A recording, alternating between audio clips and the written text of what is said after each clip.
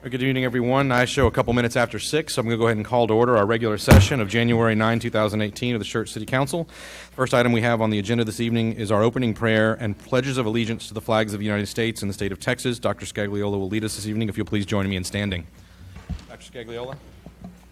Thank you.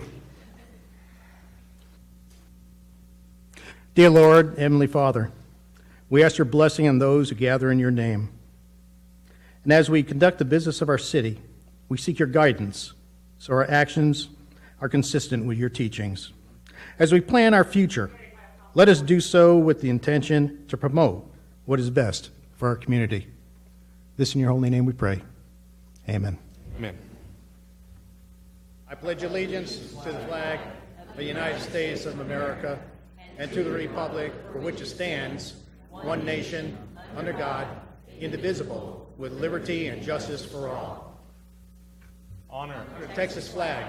I pledge allegiance to thee, Texas, one state, under God, one and indivisible. Thank you, Dr. Scagliola. We have a few ceremonial things that I'd like to do in the order that we have on the agenda this evening, including a proclamation and the recognition of some new employees. And then, unless council has an objection, we're going to move directly to item number 7, which, as I understand, is why the majority of you are here this evening. The idea would be go ahead and take care of that piece of the business so that if you have other things you'd rather do with your life than sit and watch council business for an hour and a half, you may have an opportunity to do so. So as long as there's no objection from council, we'll do it that way. So the first item I have on the agenda this evening is a proclamation. It's a proclamation recognizing National Mentoring Month. I'm going to come down here to the podium and read that proclamation and let our guest have a word or two.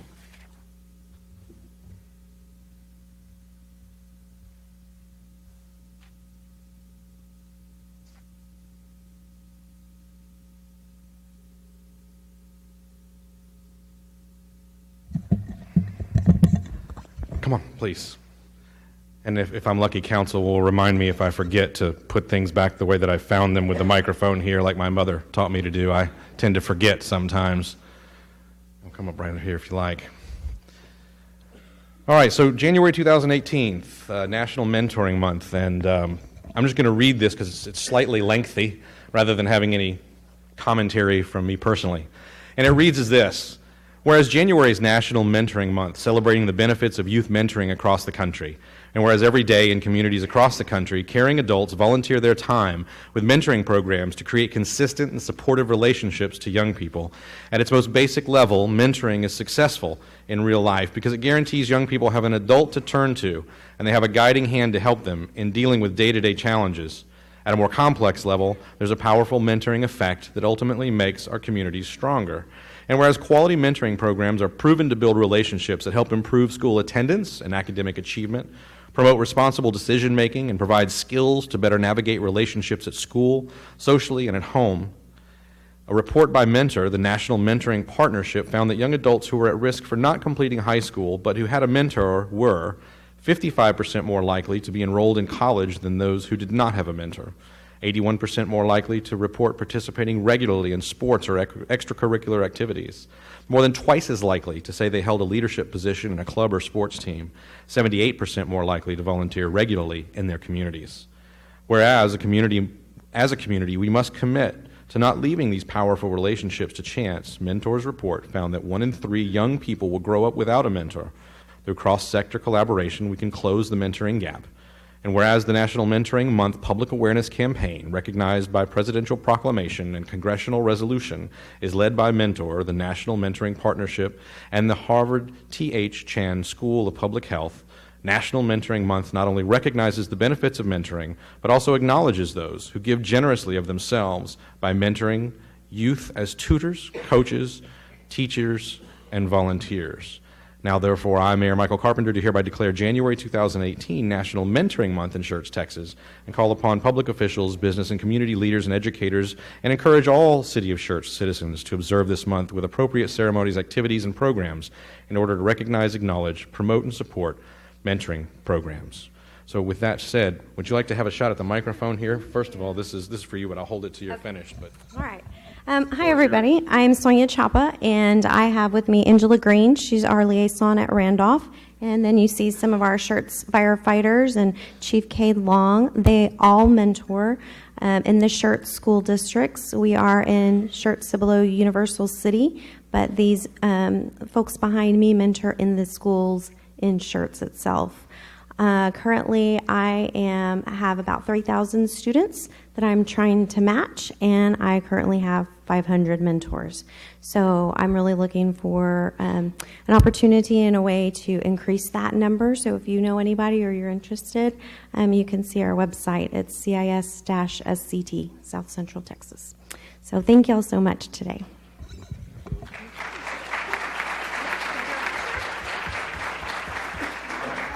We typically have an obligatory photo that we have to do. Yes. To catch all of these folks here, you want all of us to come up here? Okay. Move down this way.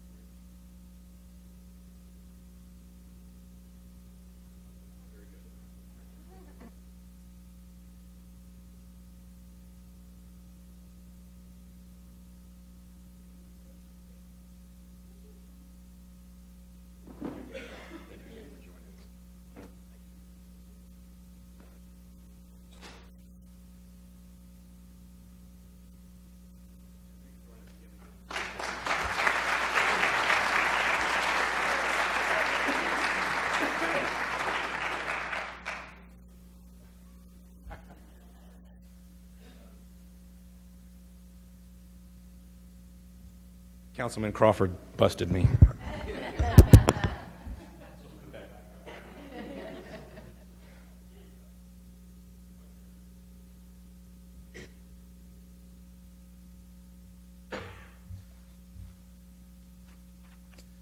All right, the next thing we have on the agenda this evening, we have employee recognition. And first up is Animal Services.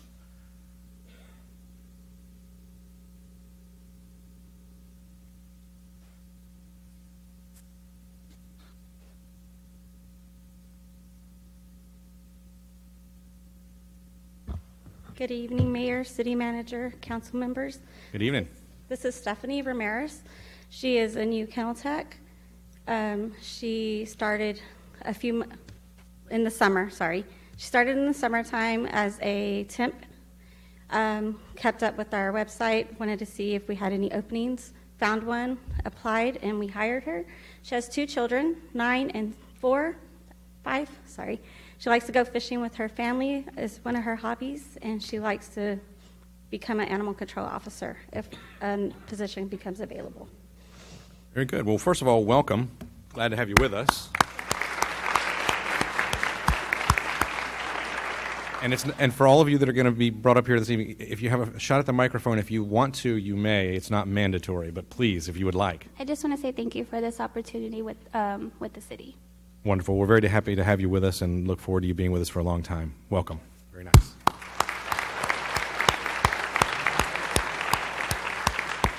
All right, next up we have the business office.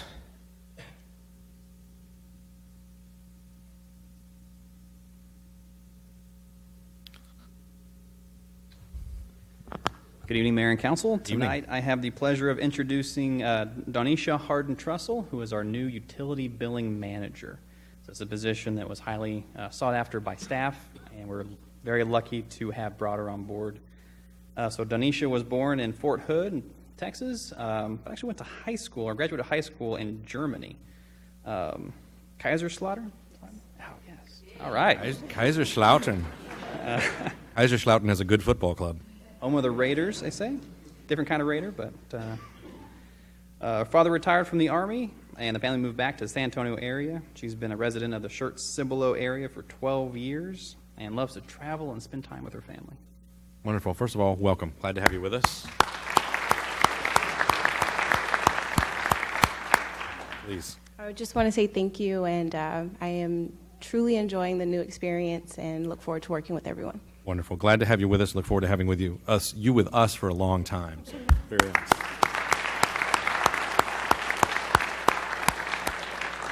Next up, IT.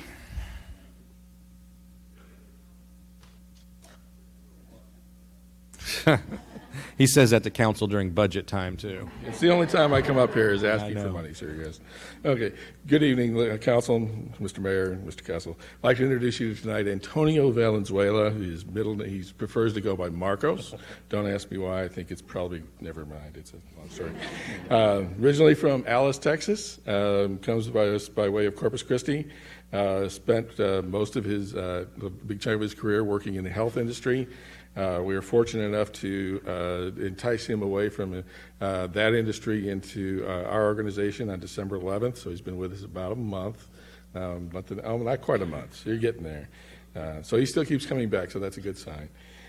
He's not married. As I said, he grew up in Alice, Texas, and we're very, very pleased to have him on board. First of all, welcome. Glad to have you with us. Thank you for the great opportunity to work for Schertz and just getting to know everybody, a lot of people here. Good stuff. Look forward to Thank having you. you with us for a long time. Thank you for joining. All right. Parks.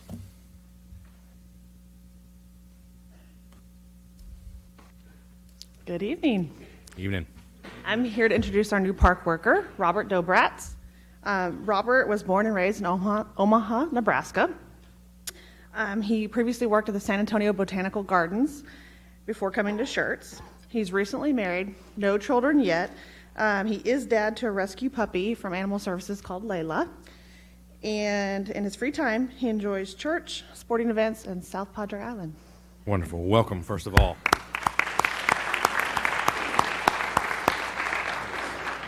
I've been with the department for about a month. I just want to say everybody's real knowledgeable and helpful, and I look forward to growing with my team and learning from them. Great. Look forward to having you with us for a long time, and welcome once again.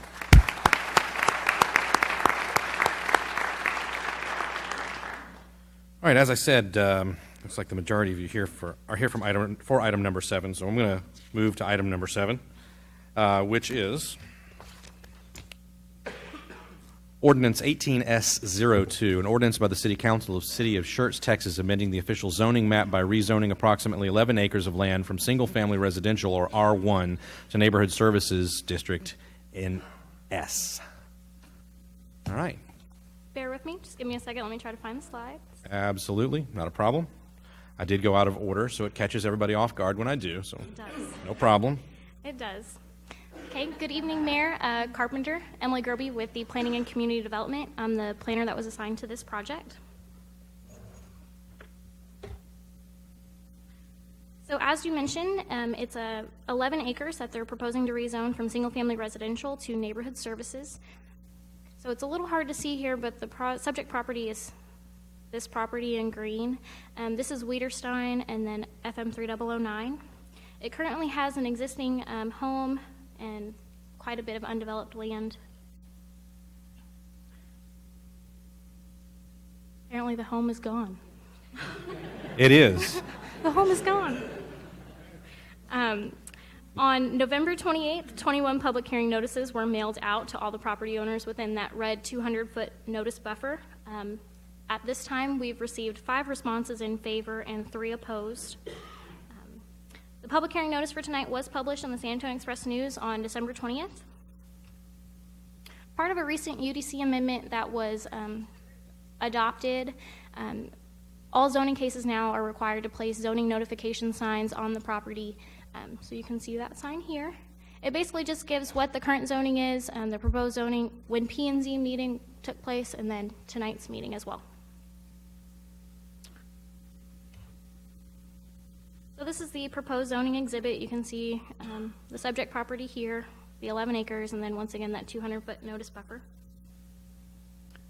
So currently the property is zoned single-family residential.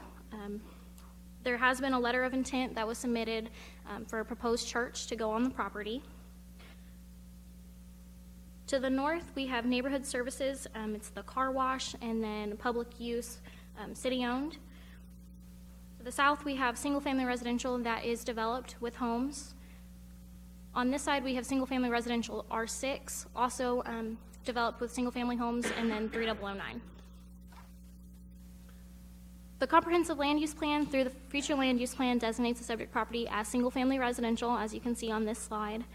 The objectives for single-family residential is to encourage a mix of residential uses as well as limited commercial development to support the daily activities.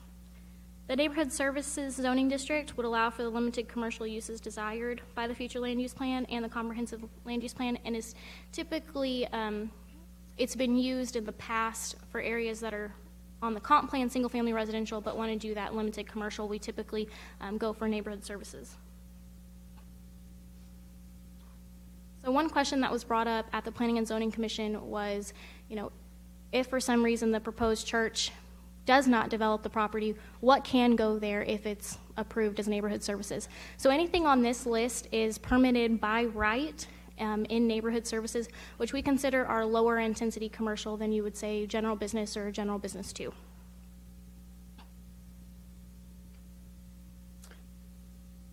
The proposed rezoning should have a minimal impact on the existing water and wastewater, as well as public services such as schools, fire, police. The comprehensive land use plan describes a single-family residential land use characteristic as a mix of the residential and, like I said, that limited commercial development.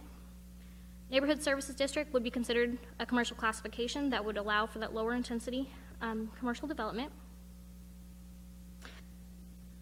Additionally, the proposed rezone would extend the already existing neighborhood services zoning district where that car wash is, that's NS.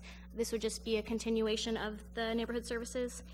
And at the December 13th Planning and Zoning Commission, they offered a recommendation of approval by a unanimous vote. And staff is also making a recommendation of approval. And the applicant is here if you have any questions for them. Very good, thank you. So this is set for a public hearing.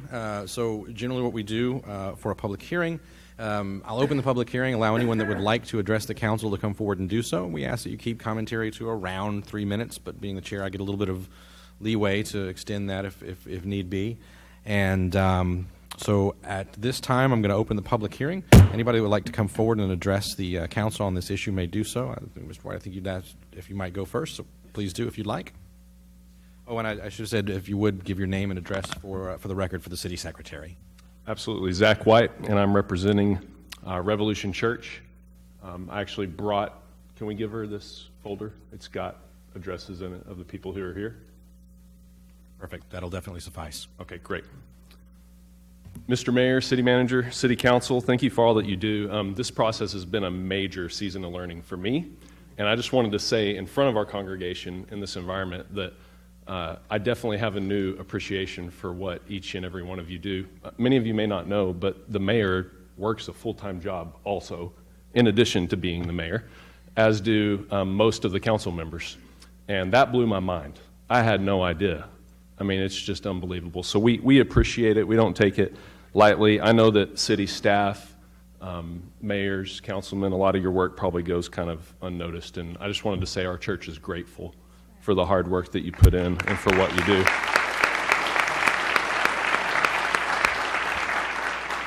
This is my wife, by the way. I should have introduced her first. I bring out the big guns when I need to. Smart move. Yes. Yes. By now, I'm sure you know about our project in the city. I've met with you a few times. We're very excited. I asked the congregation to wear blue. Most of them followed directions. And so most of the people in blue, they're here, and I'm just I'm speaking on their behalf. We learned something about our congregation through this process. We learned that about a third of our attendance resides in the city of Schertz. We also learned that approximately 1,600 people attend our church regularly, meaning at least once a month.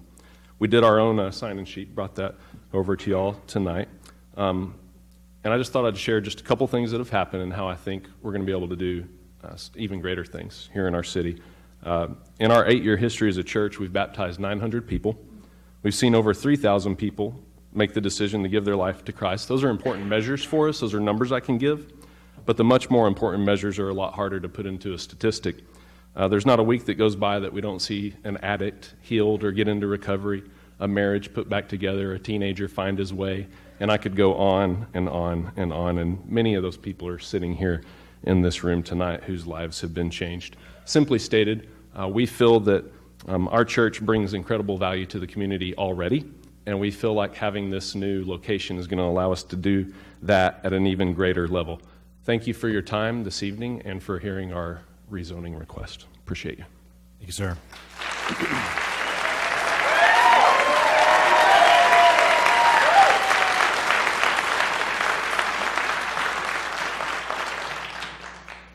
All right, anyone else that would like to address the council on this item?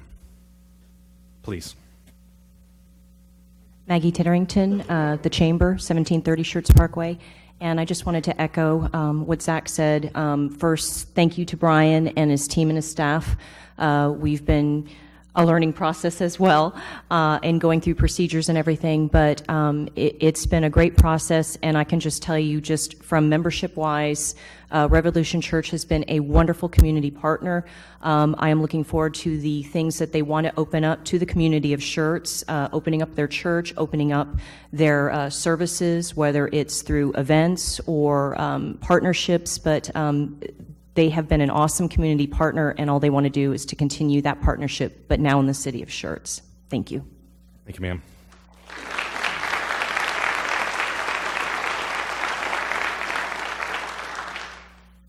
Please, sir.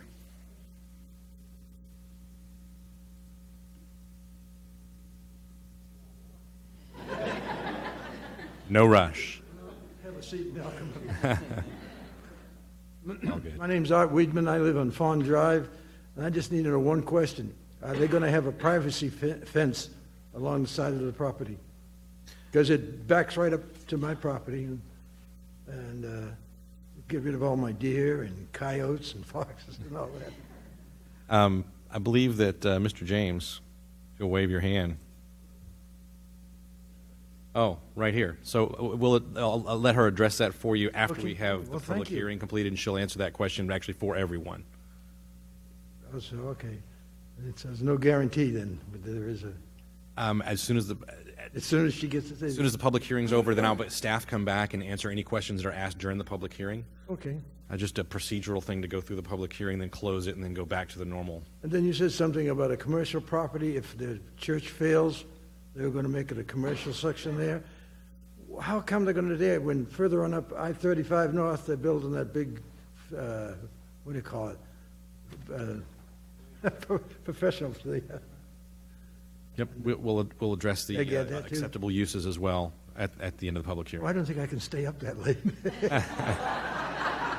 Thank you. You bet. I don't think we'll go too far.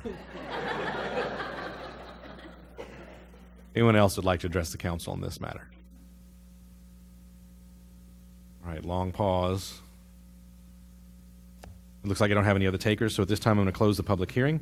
Ask staff to come and answer the questions that were asked. There were two that I caught, if you'd like to address those, and then we'll open it up to the city council.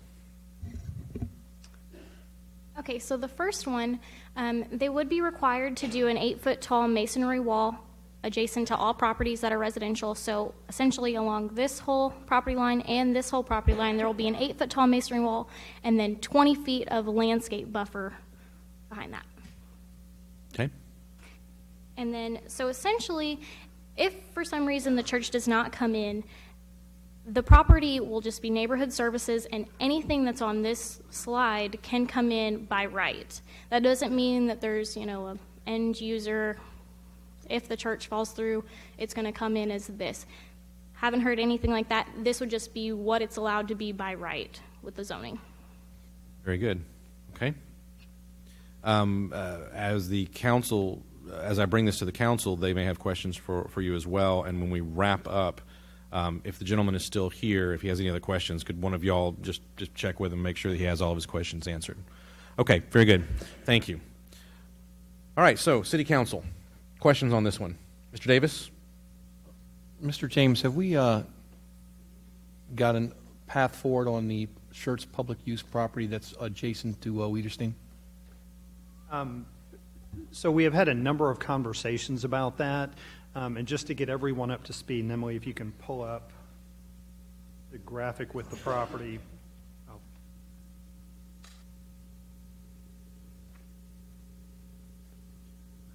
You do it.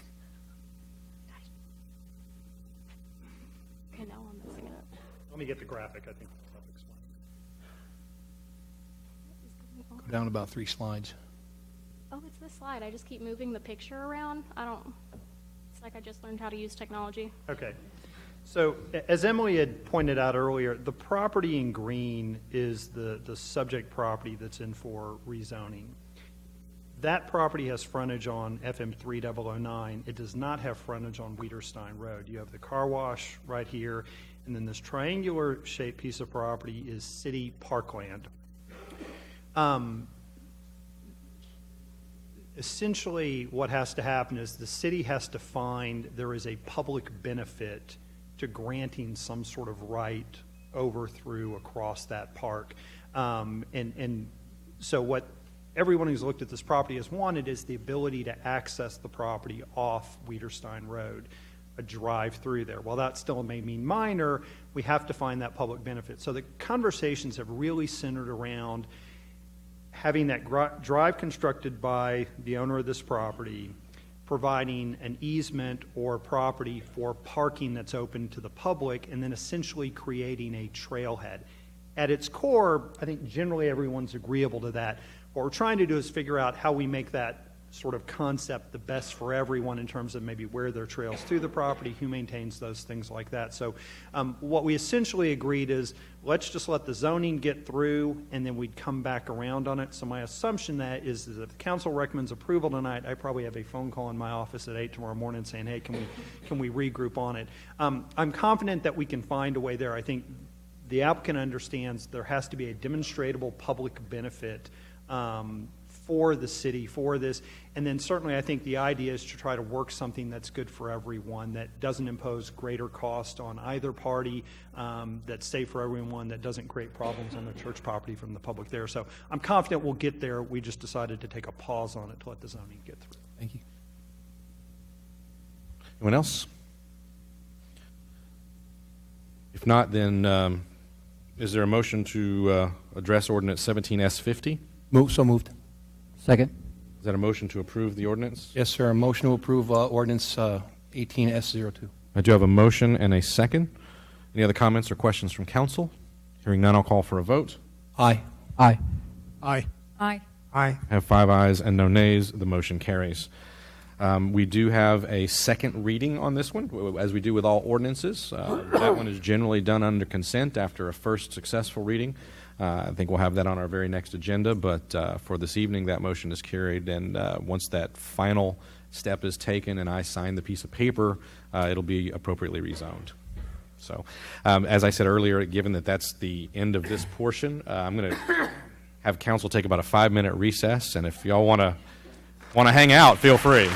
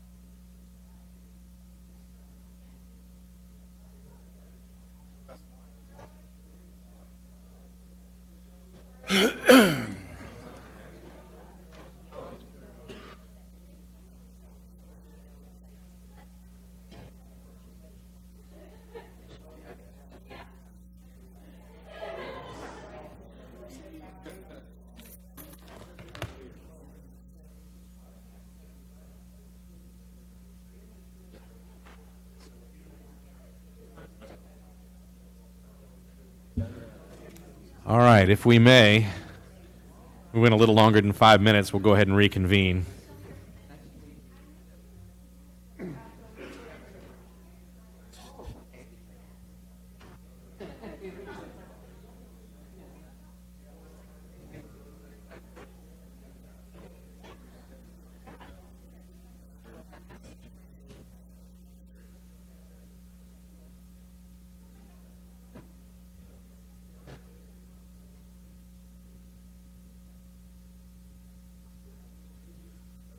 All right. 1, 2, 3, 4, 5. Who am I missing? Dr. Scagliola is on his way. So at this time, we're going to go back into our regular and open session. I think what I'd like to do is we've got some guests here who have signed up for a hearing of residence. I'm going to go ahead and go to the hearing of residence if there's no objection from council. And Mr. White had an opportunity to speak during the public hearing. So next on the list this evening, Mr. Zeus, you're first up, sir.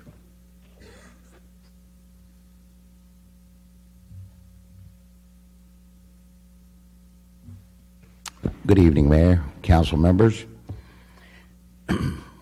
Looking at 2016, 2017, and it's alarming in some extent, and I'm sure what I'm saying is no foreign language to any of you or some of the people behind me. Actually, the city of Schertz made the news 6 times, and in a very, very negative, derogatory way. And that is not a good thing. The reason I'm talking to you tonight is me and friends of mine, we develop, we build, we buy properties.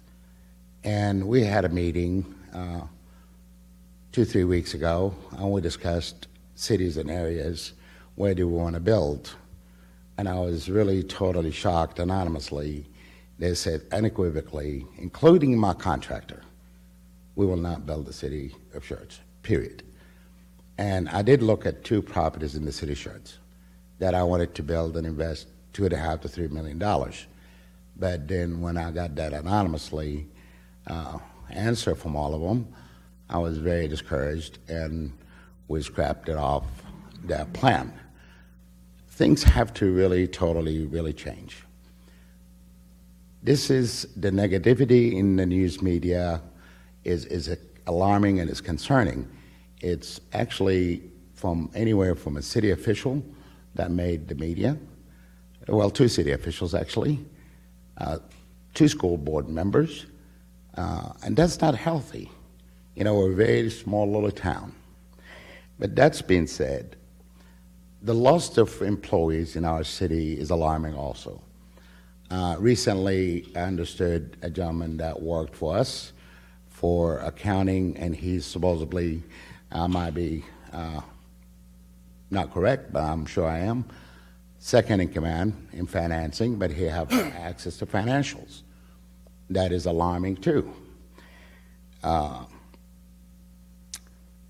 When I look at my financials, I am very careful and diligent, and when I make a budget, that budget goes exactly to what it's supposed to. And if I go over budget, there's a lot of people I answer to, from my attorney, my banker, my wife, and my CPA.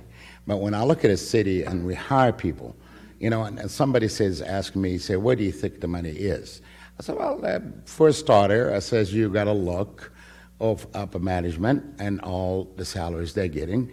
Then you go after that, your attorney's fees. The attorney's fees, I'm sure if one of y'all, just one of y'all would do an open record request and look at the contract of the attorneys, the attorney firm we hired, and then look at how much money we have spent for every little thing we ask them questions, you'll be shocked.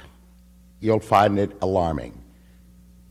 You know, you are the steward of the taxpayers' money. You want to make sure that our city changes from what it was. Here it's not good. We need to move forward. We need to bring in businesses. We need to really put out a good name for us, a good PR, maybe people to go out there and promote the city, because it's not. When I heard it from my contractor, gentlemen, you were more than welcome to ask me for his phone number, and I'll give it to you. He builds in Cibolo, Seguin, New Braunfels, and I spent about $3-4 million with him building buildings for myself. He said, boss, if you decide to do that, you have to find yourself another contractor, because I will not deal with the city Schertz. And I've heard that before.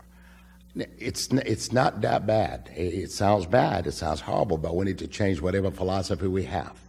It needs to change. A look. Changes start from the top to the bottom, not the bottom to the top. You know, we'll look at what we're doing in the permitting department, what we're doing are we treating our customers kindly? You know, because remember, they are our customers. The contractor, when they go pull a permit, they are customers. You know, if I'm never going to happen, this is not going to happen. I'm fixed to retire here in 6 months, but if I would be running that department, I'll be waiting for every contractor that comes in with a cup of coffee in my hand, thanking him for coming and building our city.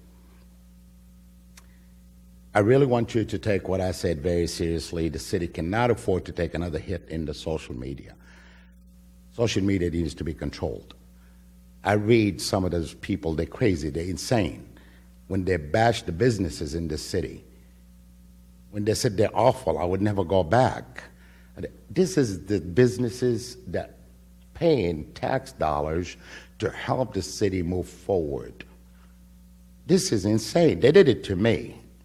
I have a very large following, and I don't care for anyone that posts negative things about businesses to come to my restaurant. I'll throw them out personally. You know, but to talk about businesses in this city, and I could name them, Chick-fil-A, Abel's, I could name that chicken place that just went out of business. You know, if you don't have anything kind to say about the business that pay any taxes, don't say it at all. Don't say it. Thank you. Thank you, sir. Next on the list this evening, Maggie Cheerington. Maggie? Good evening again. I wanted to take a moment to introduce 2 of my Leadership Corps students for our Leadership Corps of 2018 class, Shelby Griffin and Caitlin Smith. We had the privilege and pleasure of starting our day in the city of Schertz again. It was Government Day, and Shelby actually got to be mayor. She said it was the most stressful hour of her entire life.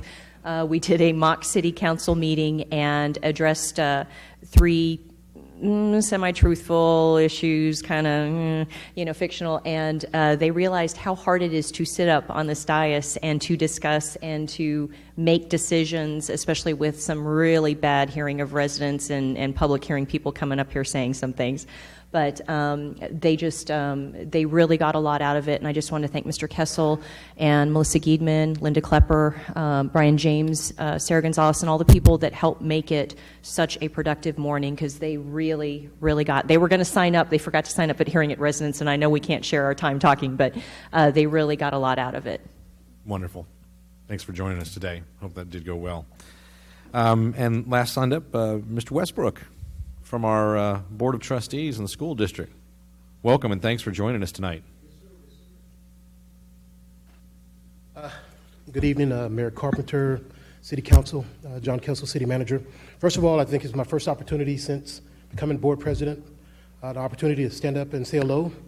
And just want to reassure everybody that the school board continues to sort of want to continue to be good stewards of the two most important things in our community, which is our money and our students. Open communication, hard work, and leadership. And whatever the hard work and great effort that Dr. Gibson and the past board presidents have done, I want to continue to do the same.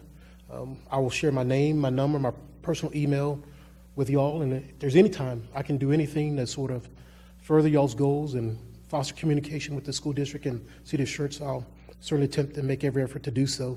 In that light, I will try to follow up. I've already contacted Dr. Gibson to sort of follow your lead with communities and schools for National Mentoring Month, and we'll try to include that in this month's board agenda.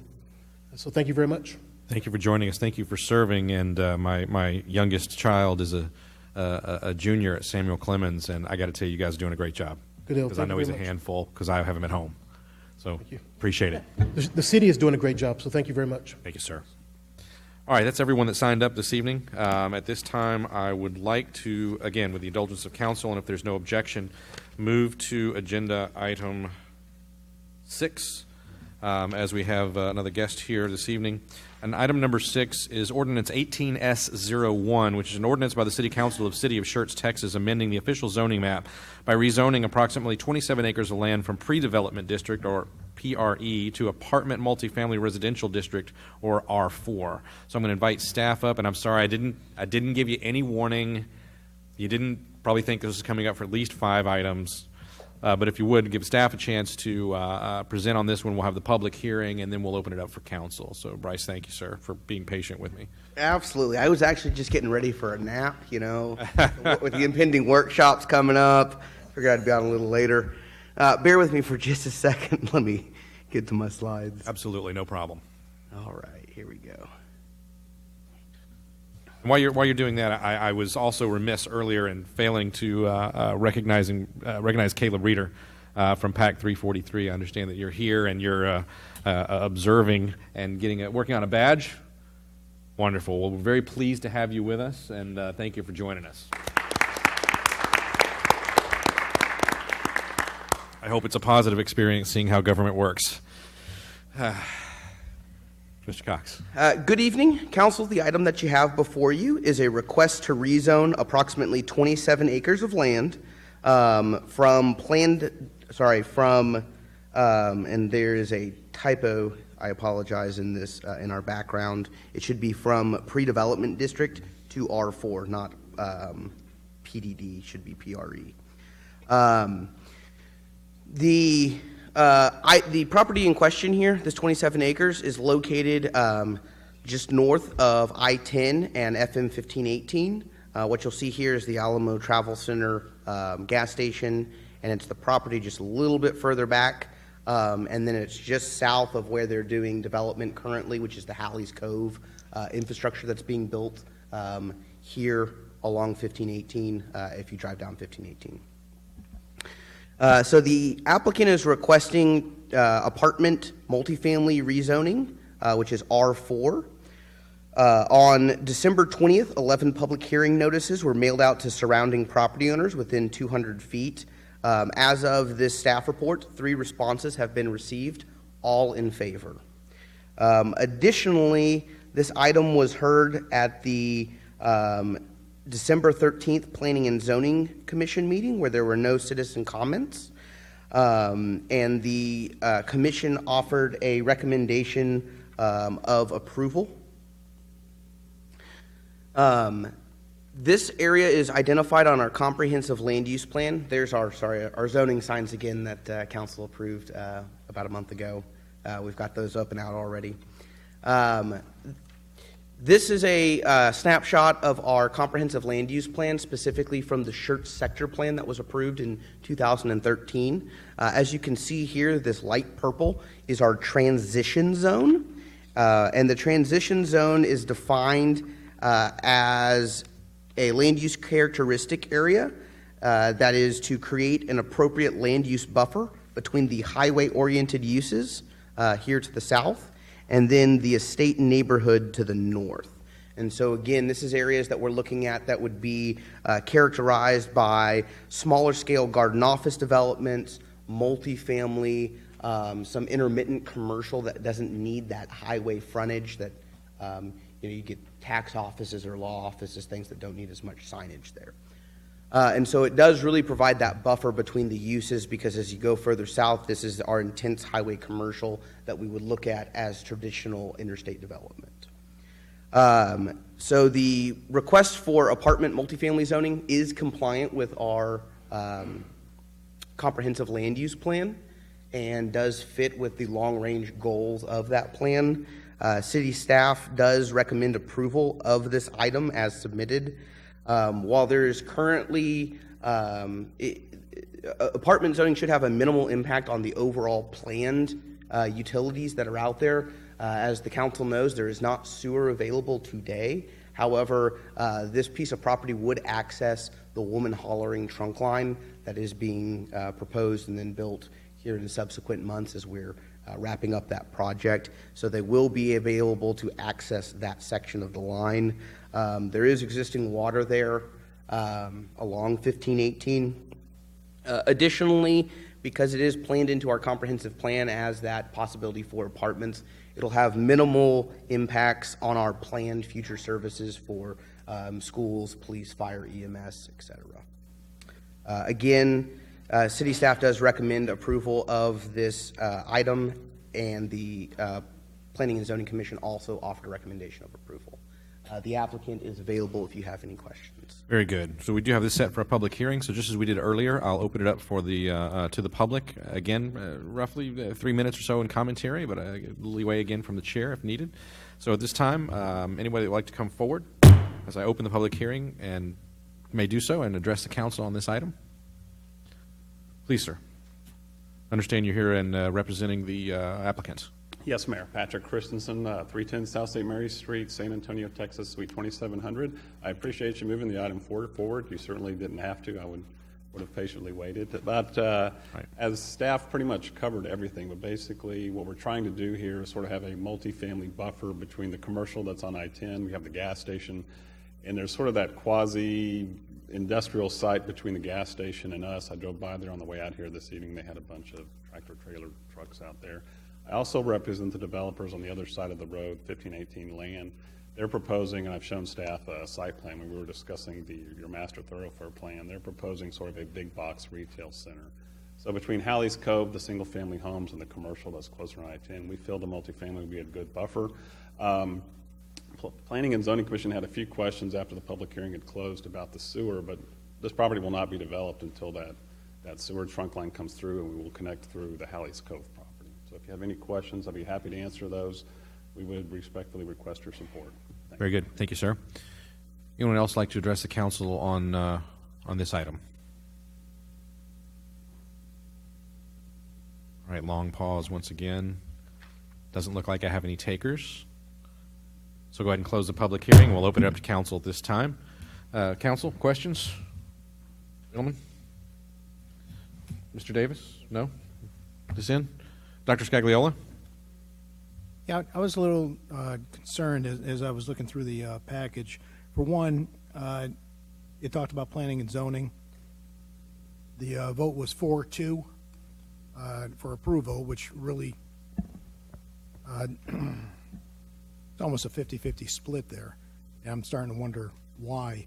The other thing I saw was that based on the goals and objectives of the comprehensive land use plan, the existing land use condition, neighborhood services is the most appropriate zoning district.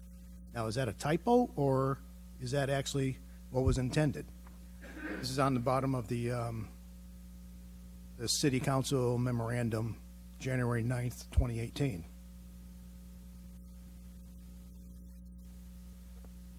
It's a typo. I apologize.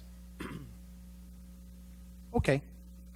And to address your question about the dissenting Planning and Zoning Commission items, neither of the commissioners specifically stated as to why they did not vote for it, but most of the dissent came up regarding sewer and current sewer availability. Because again, as the council is fully aware, today there is not sewer, but hopefully within the year there will be. And that's a concern I have also. You know, why the push for rezoning now? Once we approve this thing for R4, I mean, it's a done deal, and that may set precedent for further down the road. Yeah, the plans are to get sewer down there. All right, plans change; they're delayed. What kind of a bind does that put us in if we approve R4 and then this particular project? So one thing to keep in mind, again, while existing infrastructure is something that the council should be considering and proposed infrastructure, ultimately sewer availability is a function of platting the property. This property has not yet been platted. So items, and if it is rezoned to multifamily also has to be site planned. And so in order to even get close to starting to develop this property, the applicant will need to plat the property. If they cannot connect to sewer at that time, they have to request a specific waiver from the Planning and Zoning Commission that is discretionary. Because we do have a requirement that all lots access a public wastewater system. And so if they cannot connect to that because there's not availability, the plant's not built yet, they would have to request that waiver. It is up to Planning and Zoning Commission to hear the request on that waiver, and it is at their discretion alone if they want to grant it or not. As most of council probably realizes, especially from some of the older decisions that have been made, our Planning and Zoning Commission right now is pretty gun-shy when it comes to septic waivers. And so it would also probably be not something that staff would support, would be platting this without sewer, just due to the inherent nature and the wastewater demands of an apartment complex or multifamily development. And so it would come to a timing issue. Zoning entitlement, since it is discretionary for city council, is often something that developers will look at early on in the plan to make sure that they can get those entitlements to then market that property that way, understanding that over time they have to connect into sewer, and they're going to have to do that as a function of platting or request a waiver outside of that. Okay. Same thing comes up for access, which is another one, since it's a very skinny, long lot. When they come into plat, they would have to meet all of our access provisions, including 2 points of access, and meet fire code items as that comes up. And so if they're not able to do that with just the 1518 access, they'll have to make additional provisions and agreements with other landowners to make that work. Now, I-10 is ripe for development. I mean, as soon as we get the infrastructure down there, it's going to take off just like it did up around I-35, I'm hoping. I'm just wondering, this particular development, is it going to affect our GB potential in the future along the I-10 corridor, or will this actually provide a nice buffer between residential and the GB? So in general planning practice, one of the important things is to provide buffer uses between intensities. So, as Mr. Christensen represents the folks on the other side and has shown us some items about doing kind of a bigger box retail with some pad sites, things like that, oftentimes a single-family homeowner does not want to live directly behind that. And so we buffer them with uses, whether that be lower intensity commercial, so these kind of office uses, or especially medical office is very popular in Schertz right now. Those kinds of uses will help decrease the negative effects of large interstate retail and commercial projects from both the single family, and then as we as we scoot directly behind them, you get into this transition zone that could be filled by that niche of kind of that garden office, or it can be done with multifamily as well. The other nice thing about multifamily is it drives rooftops and numbers. I am not our economic development director, and I will look, as I think he may still be here. But rooftops is always an important thing when we look at this retail and restaurant component that the residents and that city council really wants. Is you have to have those numbers there to get that business to be interested. Thank you very much. Very good. Anyone else? Mr. Gutierrez? Oh, your microphone. There you go. Could you go back to that chart where it has the plotting? One more. The one we just missed. Okay. So we have a development occurring on the southern side there. Have any of those houses been built yet? No, this plat is the first phase, the first two phases, which kind of encapsulates most of what you see there. I actually think it cuts off right here. I believe it's 42 lots total.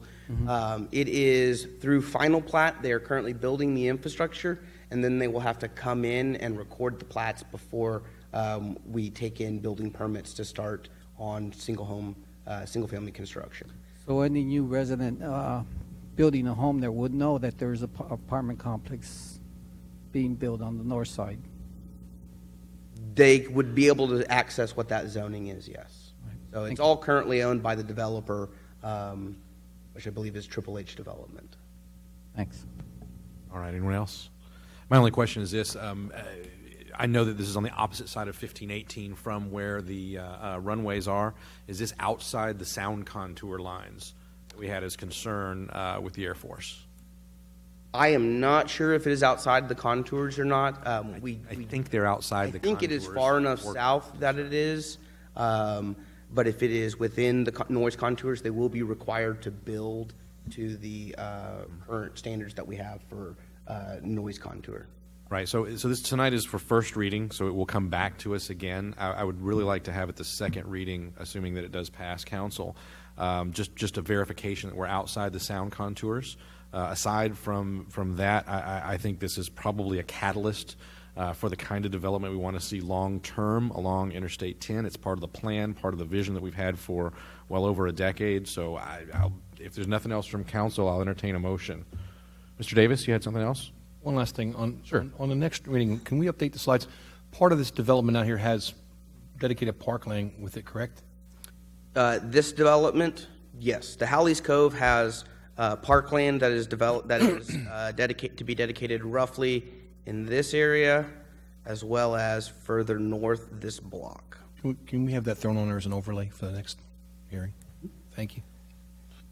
All right, very good. This is ordinance 18S01. Is there a motion? Mr. Mayor, I'll make a motion we approve ordinance number 18S01. Second. I have a motion from Mr. Crawford. I have a second from Dr. Kaiser. Any other comments or questions from council? Hearing none, I'll call for a vote. Aye. Aye. Aye. Aye. Aye. Aye. 6 ayes, no nays. The motion carries. Thank you. Thank you, sir. Thank you. All right. I know I've skipped around a lot, but I'm going to return now to our regular order on our agenda. And the next item that we have city events and announcements. So announcements of upcoming city events. Mr. James? Thank you, Mayor. Just a reminder that this Thursday, January 11th, is the Northeast Partnership Meeting at 11:30. That's at Olympia Hills Golf Course and Conference Center in Universal City. City offices will be closed on Monday, January 15th in observance of Martin Luther King Jr. Day. Friday, January 19th, City Council is having their strategic planning retreat. That's at the Fairfield Inn and Suite. Starts at 8:30 a.m. Tuesday, January 16th, moving back a few days, is the Chamber of Commerce luncheon at the Civic Center at 11:30. And then just as a heads up, on Tuesday, January 23rd, we'll be having the next Mayor's Student Council for the Day program. That starts here in council chambers from 11 to 2. They go on a tour of the fire department, EMS department, et cetera, and then they return for lunch here with an overview of city operations and a mock council meeting. All right, thank you, sir. Next on the agenda, announcements and recognitions by the city manager. Mr. Kessel? Well, first of all, I just wanted to say Happy New Year to the City Council. And I wanted to take a moment to recognize Will Dalrymple. He's one of our building inspectors. He's not expecting us to shout out for him, but he keeps marching down the path of getting more and more inspector certifications. The most recent one that he got is the commercial electrical inspector certification. And I think about every 2 months or every 3 months, he's getting a new certification. He's very engaged in making certain that he can provide the best service possible. I know that that's a concern of everyone, that our inspectors are knowledgeable, and when you've got someone like Will doing a great job getting the knowledge to be able to do the technical inspections, it's a real help to our community. So I wanted to give him a special shout out. Very good. Thank you, sir. All right, next item on the agenda this evening is a workshop. It's a presentation and update regarding the establishment of a Building and Standards Commission. All right. The whole team. Yes, sir. Welcome. Mayor, Council, I'm Lisa Wood. I'm the Director of Planning and Community Development, and I'll let everybody introduce themselves. Emily Groby again, planner with the Planning Department. Thomas Brooks, Environmental Law Enforcement Officer with City of Schertz. So thank you for having us here. I know that we've brought to you a few times information on the creation of a Building and Standards Commission, and at the last meeting y'all discussed a workshop to bring forward so that we could kind of explain a little bit about the Board of Adjustment, what they do, the reason kind of why we're moving to some of the items going to the Building and Standards Commission, as well as how we currently enforce our substandard structure, the part of the nuisance ordinance, and then how it's going to be enforced with the Building and Standards Commission. And so, I'm going to start. So I'm not sure how familiar everybody is. I know some of you probably are, but our Board of Adjustment, they're a quasi-judicial board, and they basically exercise all the rights that are granted to them by state law, the city charter, and the Unified Development Code. They're assembled similar to what you would see in a court. A court of law. They take a look at the facts and determine, draw conclusions and are objective when it comes to certain things. So it's basically the proceedings are similar to what you would find in a court of law. And some of the things that are brought forward is they hear appeals and basically errors they feel like are errors, decisions, determinations by any city official, and a lot of those are related to zoning items. So what you would find typically is maybe a request for a variance or just decisions made by one of the officials that they don't feel is correct. And so they would bring that to the Board of Adjustment. And then they also hear items that are variances to different things in basically our zoning chapter, which most of those are setbacks issues when it comes to when you take a look at a piece of property and we have these setbacks to make sure that the front yard and the rear yard and the side yards meet. So they meet fire safety reasons, life safety reasons, and then just aesthetically setbacks, help at times when depending on how far they are away from the street or how close they are and how the neighborhood looks. Typically most of our lots are based on fire safety. So there are times, though, in situations where where folks actually really do need a variance. So I remember a case specifically when I very first started that in the back of a home, if you have a topography issue where the foundation, you've seen some of them that are really large in the back, and in the back they're supposed to have a specific size landing. And there were situations sometimes when that grade difference is so severe that this little 3-foot landing that they're required to have sometimes just doesn't work. It needs to truly be bigger, and it needs to extend out a little farther. Specifically, sometimes when you actually have people who maybe are handicapped and they need accessibility from the rear of their property. And so we have had situations where if they can actually prove a legitimate hardship, which typically we take a look at those, and if topography is one of those, then we go through this process of looking it over, presenting it to the Board of Adjustment, and then they take a look at all the facts and they make a determination. Typically that is on zoning related items. And in the past, we've had the Board of Adjustment listen to other types of items, but as our legal counsel has talked to us about, and they have some concerns with consistencies on maybe some of those items really should be being heard by a different board. And so as those conversations came up, we started looking to make changes to the code and create this Building and Standards Commission, because as the city grows, hopefully we don't have any of those issues, and we really haven't. Since I've been here, I can only think of one true appeal that we had to a city decision, and I've been here 11 years next month. And it was one appeal to a sign. It was a large billboard, and it ended up getting worked out, but that's the only appeal that I can think of off the top of my head right now that we've looked at and considered. So hopefully this board will be used very little. But I'm going to let Emily here give you a quick, she actually has a case that we actually did run through the Board of Adjustment, and let her run through what the process is. So like Lisa said, this case, it was for a subdivision in northern Schertz. They requested a variance to UDC Article 5 on the dimensional requirements, which stipulates that a property zone general business 2, which this property was, has a minimum lot width of 100 feet. Due to adjacent properties already being platted, they only had 60 feet of street frontage. There wasn't really much that they could do to meet that 100-foot minimum.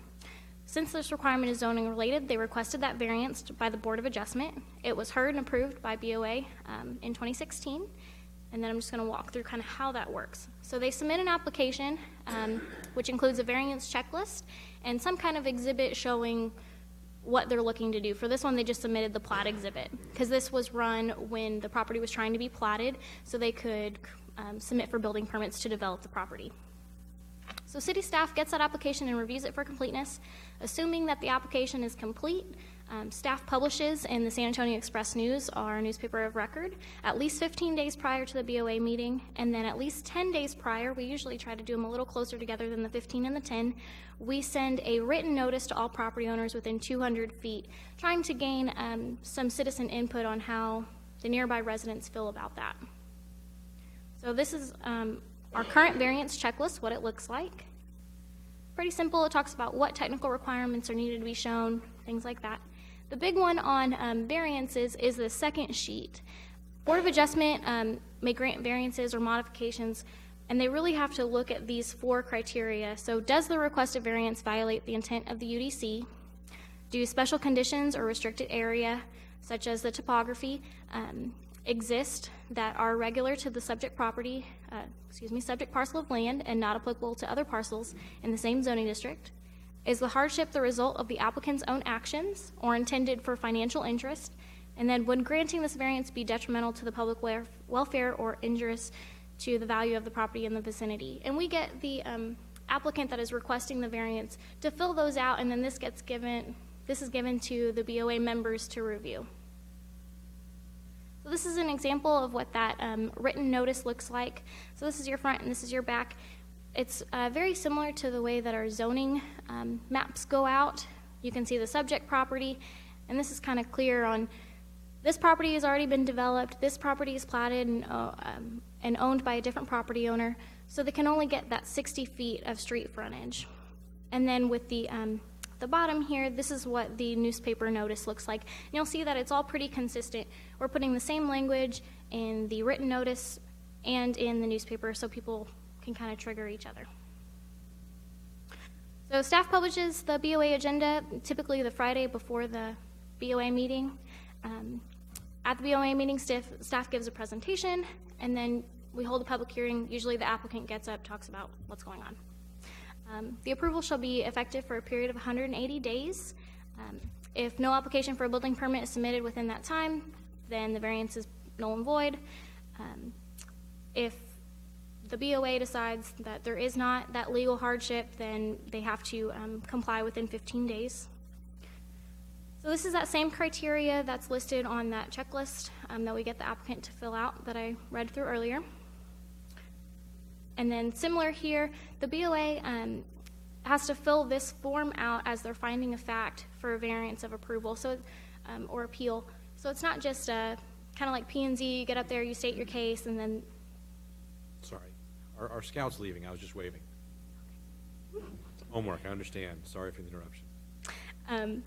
So they do have to fill this out and say yes or no and kind of justify, and this goes in the project folder and is public record.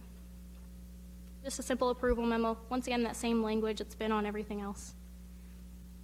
So now, what is the Building and Standards Commission? It's created using Local Government Code Chapter 54 and incorporating parts of Chapter 214. We're proposing it to be a commission of 5 members with a possibility to appoint 2 alternates. All of that would be appointed by council. All must be residents of Schertz and should be comprised of registered design professionals. We're proposing it to be architectural experience, mechanical or plumbing, structural engineering experience, electrical engineering, fire protection. Specifically, the commission would hear cases relative to ordinance violations. So specifically for the preservation of public safety, relating to the materials or methods used to construct a building, relating to the fire safety of a building, relating to dangerously damaged or deteriorated buildings or improvements, relating to conditions caused by accumulations of refuse, vegetation, or other matters that creates breeding and living places for insects and rodents, and relating to a building code or to the condition, use, or appearance of property in the city. So as we do not have this board, I kind of just created a proposed timeline for a substandard building. So code enforcement officers would follow their typical procedures, which Thomas will go through after I'm done explaining the Building and Standards Commission. If no resolution, then the property would start the path to a Building and Standards Commission meeting. City staff distributes notice of the public hearing to be held at the Building and Standards Commission meeting. Before the 10th day before the meeting, we'd have to mail certified to the property owner that a meeting is taking place and what it is about and where the meeting will be held. Additionally, before the 10th day, a copy of the notice must be posted on the front door of each building on the affected property or as close to the front door as possible. And we would have to publish notice within the newspaper of record, San Antonio Express News. Staff would publish the agenda and staff reports. The Building and Standards Commission is held, which includes a public hearing. After the meeting, staff mails a copy of the decision of the commission to the property owner. And then within 10 days, staff distributes the decision to the city secretary to post in their office. And we publish another copy of the decision in the newspaper of record. And then if no appeal within 30 days, then the decision is final. So that's kind of just a general timeline proposal. Just so y'all know, we even though we're still trying to go through the first reading on Building and Standards Commission, we are doing some work in the back end. This is kind of a standard Building and Standards Commission hearing request application that I have drafted. It's in the works, but we're already doing some of that background work already. That way, if it does get approved, we can kind of have some of those items to roll out very shortly after. So some of the staff goals in proposing the Building and Standards Commission: provide an appropriate outlet for appeals to building and fire code decisions. So this board would not only hear cases that we take forward where a property owner has a dilapidated structure or something like that, but if our chief building official made a decision and the contractor or somebody like that wants to appeal that decision, it would also go to this board. And right now, we don't really have an appropriate board to hear those items. So this would give our contractors and homeowners that are trying to do work, things like that, a board for an appeal. To ensure safety of property owners, adjacent property owners, and Schertz residents from substandard buildings. So these substandard buildings aren't necessarily, oh, look at that house, it's not very pretty. It's there could be a kid walking by and the house could fall down on top of them. It's not the, oh, that's kind of an eyesore. It's these are actual life safety issues potentially.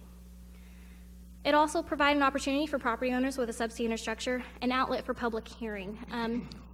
Rather than taking these straight to district court, which would impose those court fees on the property owner and things like that, this is kind of that check measure first. You can go to this Building and Standards Commission. We can try to work with you to rehab the structure, what have you, before it takes on those additional fees and things like that. But it still allows property owners, if you're, unsatisfied or what have you with the Building and Standards Commission's decision, you can still appeal it to the district court. It doesn't eliminate that option.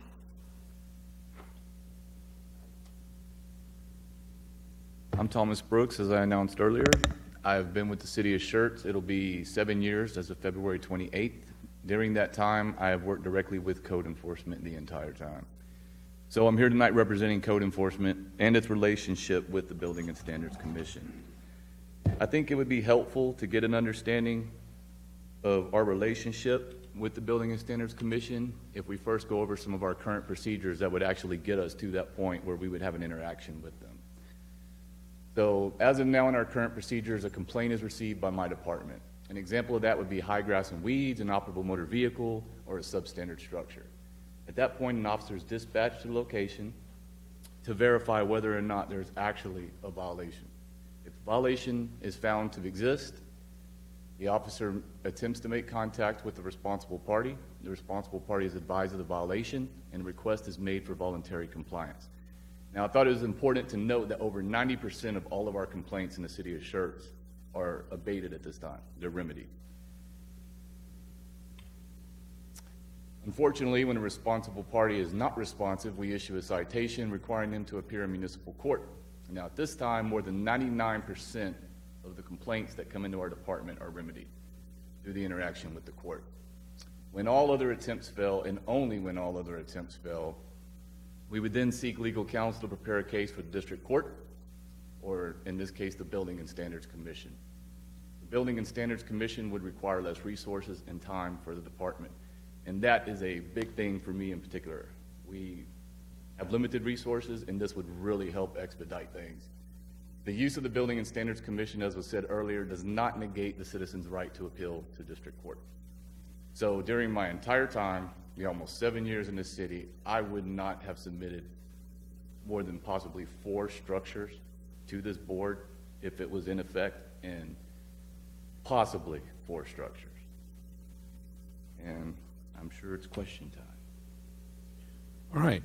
So first of all, thank you for that, and that really helps to outline a number of things. And I'm going to put Mr. Santee on the spot here just a little bit. And staff mentioned that there was some commentary that you guys had for us around, the proper and germane role of a board of adjustment and of a Building and Standards Commission. And so, can you share with us kind of the commentary you shared with staff that helped come to this suggestion?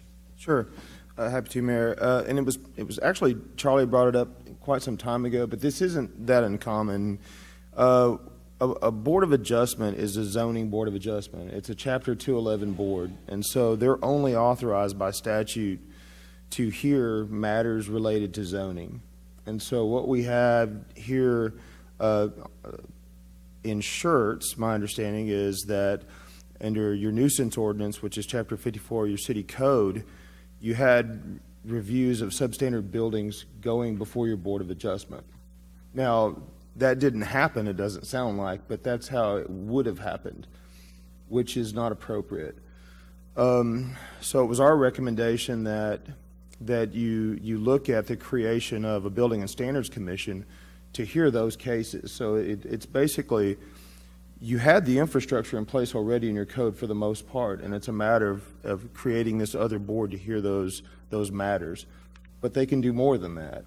There also can be your board of appeals for your technical codes, so that when someone has an alternative construction method, what we've found is that in this area in particular, you have contractors and developers that work in multiple jurisdictions.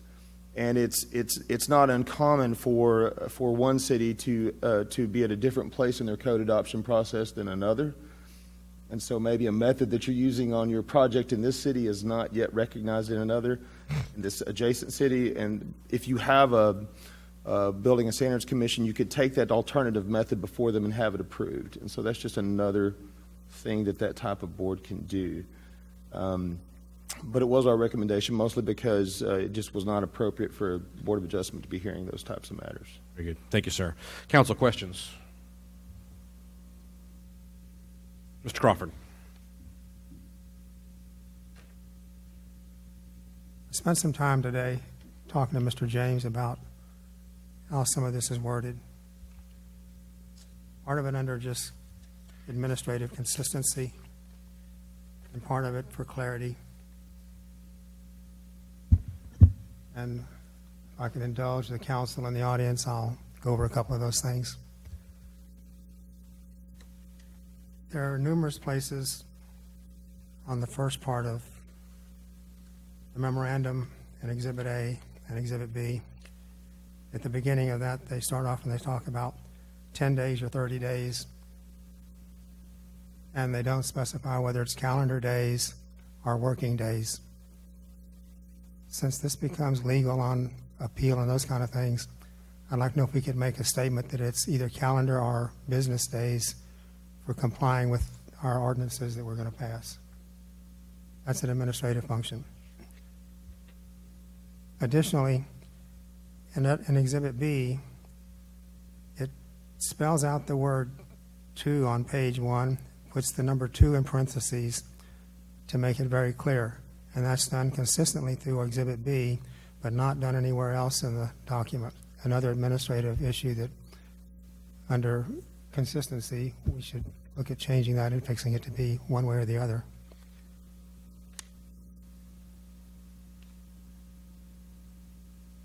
The other area involves clarity.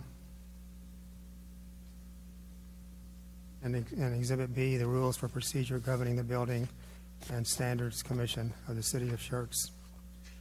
On the first page, under item A, it talks about having 5 regular members, each appointed by the City Council. The City Council may appoint up to 2 alternate members with the same duties and responsibilities as regular members, who shall serve in the absence of 1 or more regular members when requested to do so by the city manager or designee. Then it says, all cases shall be heard by at least 4 members. If we have a 5-member board, we'd have a 3-member quorum. Could we explain that we would need to have a 3-member quorum, and if we have a special need to have more than a regular 3 out of 5 people vote for something, we need to have a supermajority of 4, could we explain that and when and why? I'm basing some of this off of my experience on P&Z, where we had alternates, and Mr. James told me earlier that in this case, the alternates were not like on P&Z, where you sat on the dais and participated but did not vote unless a member was absent. In this case, it reads that they have to, if somebody's absent, somebody has to be basically designated to serve by the city manager or someone he designates. So just the clarity on what their roles and responsibilities are on Section A on page 1. Then it lists the 5 different requirements of types of people we need to have on this board. This is a very selective board. We need to have very significant professional qualifications to make the decisions that they're asked to make. And it lists those underneath Section A, which is good. Then it says, if a resident with the above criteria cannot be found, then the City Council may appoint another resident of their choosing to the commission. I read that to mean that if we can't find the engineer we need, or the fire marshal type of person for fire issues that were not really specified in the 5 type of people they need, we could pick pretty much anybody. And if we're doing something serious, we probably ought to have the professional qualifications that are indicated. So I'd like to have that looked at and maybe cleaned up or made more clear.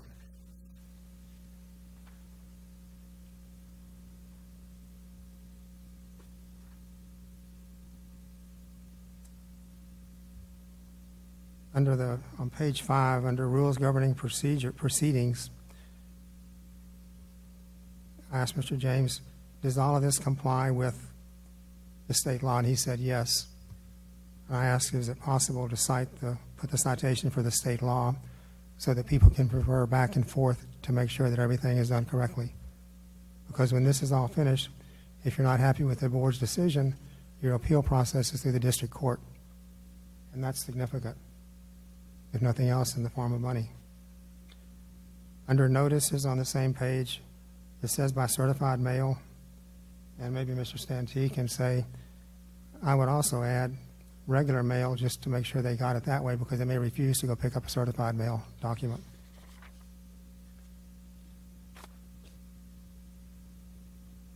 All of what I've just said is pretty much administrative, and you can ignore it, but I wanted y'all to have a note of what I had to say. And thank you. Absolutely. Council, anyone else? Questions for staff? Dr. Scagliola? I have a bigger issue with this. I'm not a big fan of bureaucracy. It sounds to me like we're creating another bureaucratic entity that needs to be staffed, and quite frankly, the requirements for staffing this commission, I just wonder what the availability of the specific expertise is. And if you're not going to have the individuals with the specific expertise that you need, then why have this commission at all? Why can't the BOA take off one hat and put on another at the same meeting or subsequent meetings? Sounds like they're doing this type of work anyway. And from what I heard, it is so infrequent that this board or commission would meet. We'd be assigning people, what, once a year? Maybe, or maybe not. Why can't staff deal with this issue? And if staff can't deal with the issue, allow the BOA to deal with it? Why invent another audit trail, let's put it that way? I don't have a good answer to that.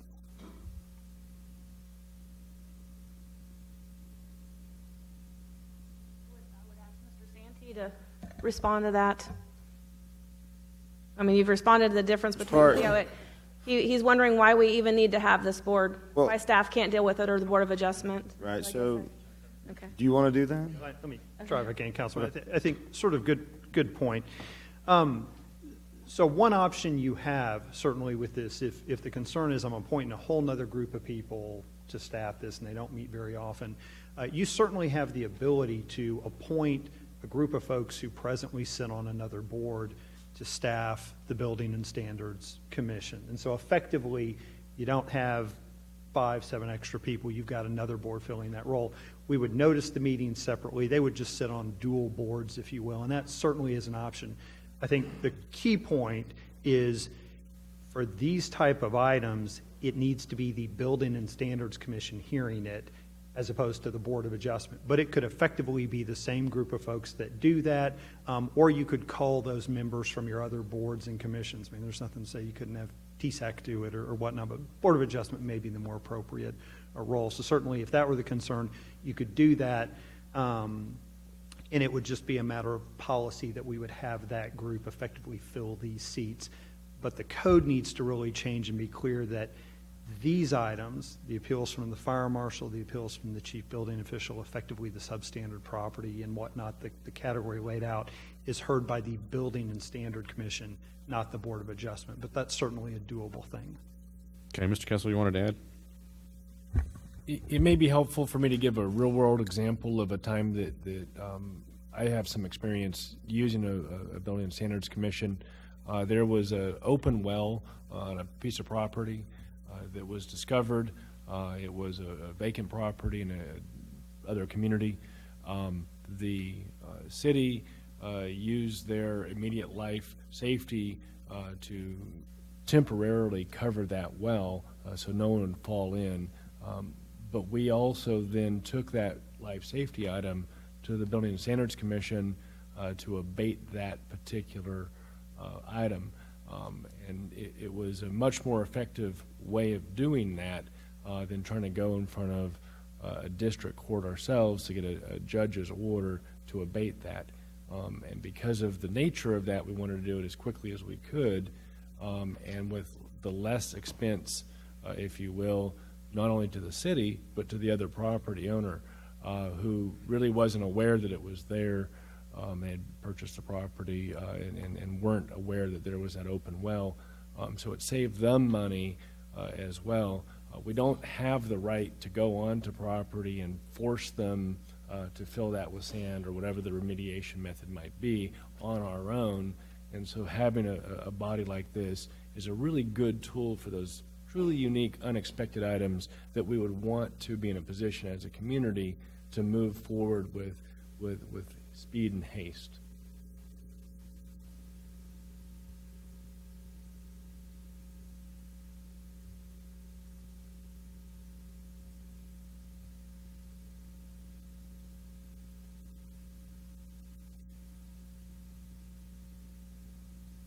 Okay.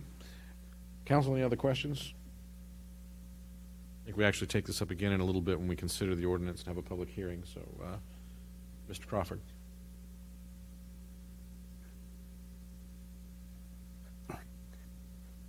Is it possible for y'all to look at some of the issues we brought up?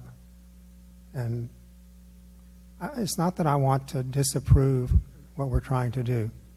I understand what Mr. Stantee said about the role of the Board of Adjustments with respect to zoning cases, and understand what we're trying to do. And I appreciate the code compliance explanation on how few times this occurs. But if it does occur, with the examples of things that can happen and what y'all presented to us in our package, it'd be nice if we had a procedure in place to take care of these infrequent issues. The biggest problem, I agree with Dr. Stagliola, where do we find 5, probably 6 people, if you count the fire marshal type expertise we need, to be available to do this? And I don't think it's legal to use city employees to be on boards. We have an engineer that could help us. We have a fire marshal that could help us. But I don't think that's part of the legality of setting up a board. So that's kind of out. So we built a box that's kind of hard to fill with proper people, but that doesn't mean it's not important to have that available by some mechanism. And I'm not sure what exactly the mechanism is unless we have people that we could call on a standby basis and inform the board as necessary based on what the city manager or city council decided. Probably city manager. Thank you. Good. Anyone else? All right. Thank you, Mr. James and staff. Appreciate the presentation. I think we have a actual item coming up on that in just a bit. Next item that we have a presentation update regarding the fourth quarter 2017 financial statements. Mr. Walters.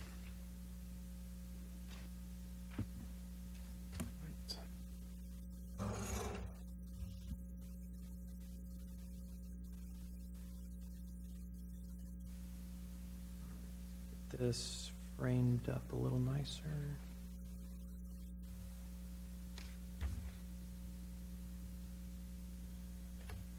All right. There we go. Good evening, Mayor and Council again. Tonight I have for you the unaudited fourth quarter financial statements. Many of the year-end entries are in, so this is the end of our fiscal year. The official report from the auditors will be out by March, as well as if they have any other adjustments that they deem necessary to our financial statements.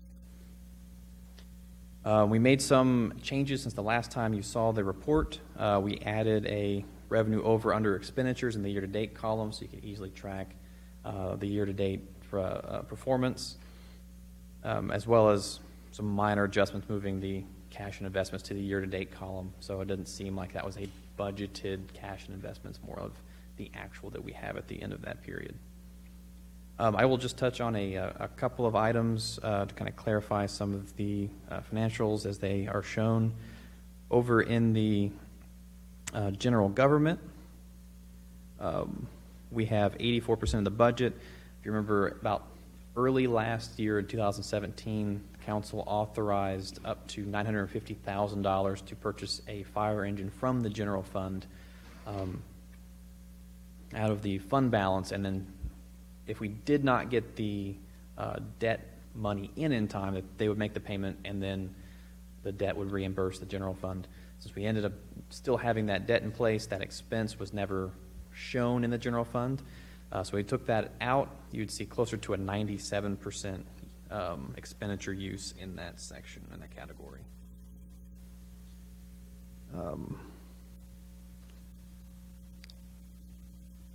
Moving down into the special events fund, the majority of the events came in under budget this year, and they're funded through fund transfers for the most part. So if the expenses are down, then the revenues are usually down to compensate or to match that. We have used up the remaining fund balance that had built up in previous years that accumulated from other events being over, and that was one of the goals, was to kind of bring that down for the past couple of years. You'll notice the revenue are over expenditures. That's with the new Jubilee and Schertz Fest being located here. They did bring in some additional funds after staff time, or before staff time.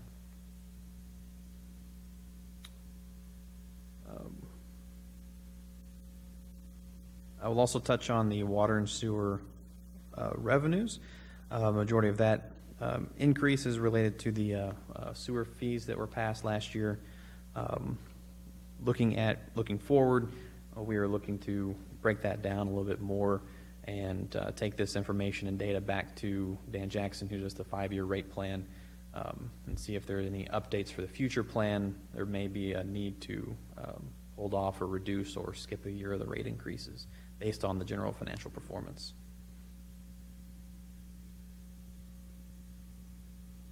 We'll touch briefly on the EMS. You'll notice their cash and investments was negative at the end of the fiscal year. They will have right at the end of the year, we did have a bunch of deployments come through. So the personnel was about 40,000, or over about half of that. We had additional expenses that will be reimbursed, as well as some other purchases towards the end. A lot of the EMS, as you notice from the write-offs, are in accounts receivable, and a lot of it doesn't actually return into cash. So all their revenue over expenses look good, the cash isn't necessarily there to match it. Give you a forward look. Starting in October, when we got the payments back in from, started getting some payments back in from the state on the deployments, as well as the state on the TASP reimbursement, they do have positive cash and investments, and they have done so throughout this next quarter of this year, which you'll see on the next financial report.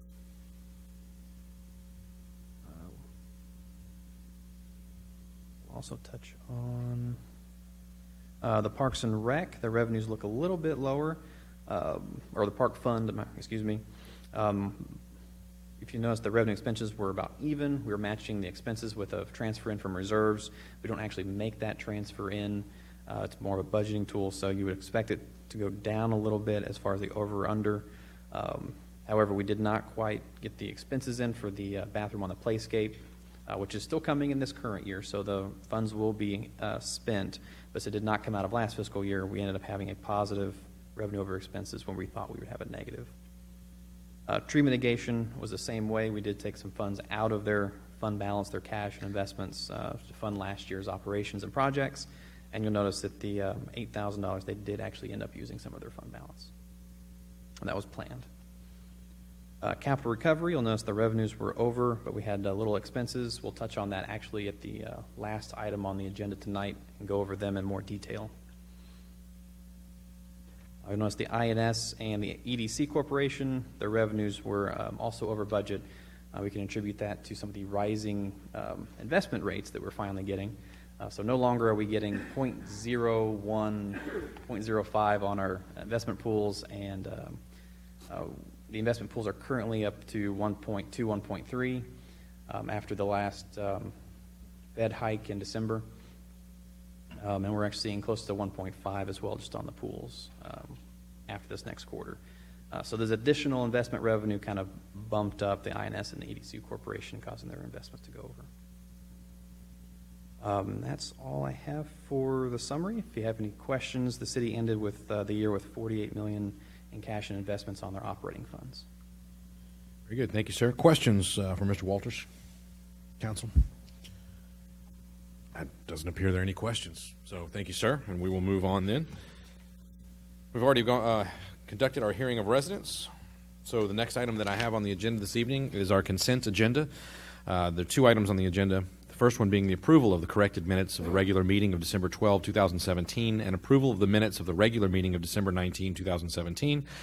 And Resolution 18R04, resolution by the City Council of the City of Schertz, Texas, authorizing EMS debt revenue adjustments, utility billing debt revenue adjustments, and Schertz Magazine debt revenue adjustments for certain inactive, outstanding receivables and other matters in connection therewith.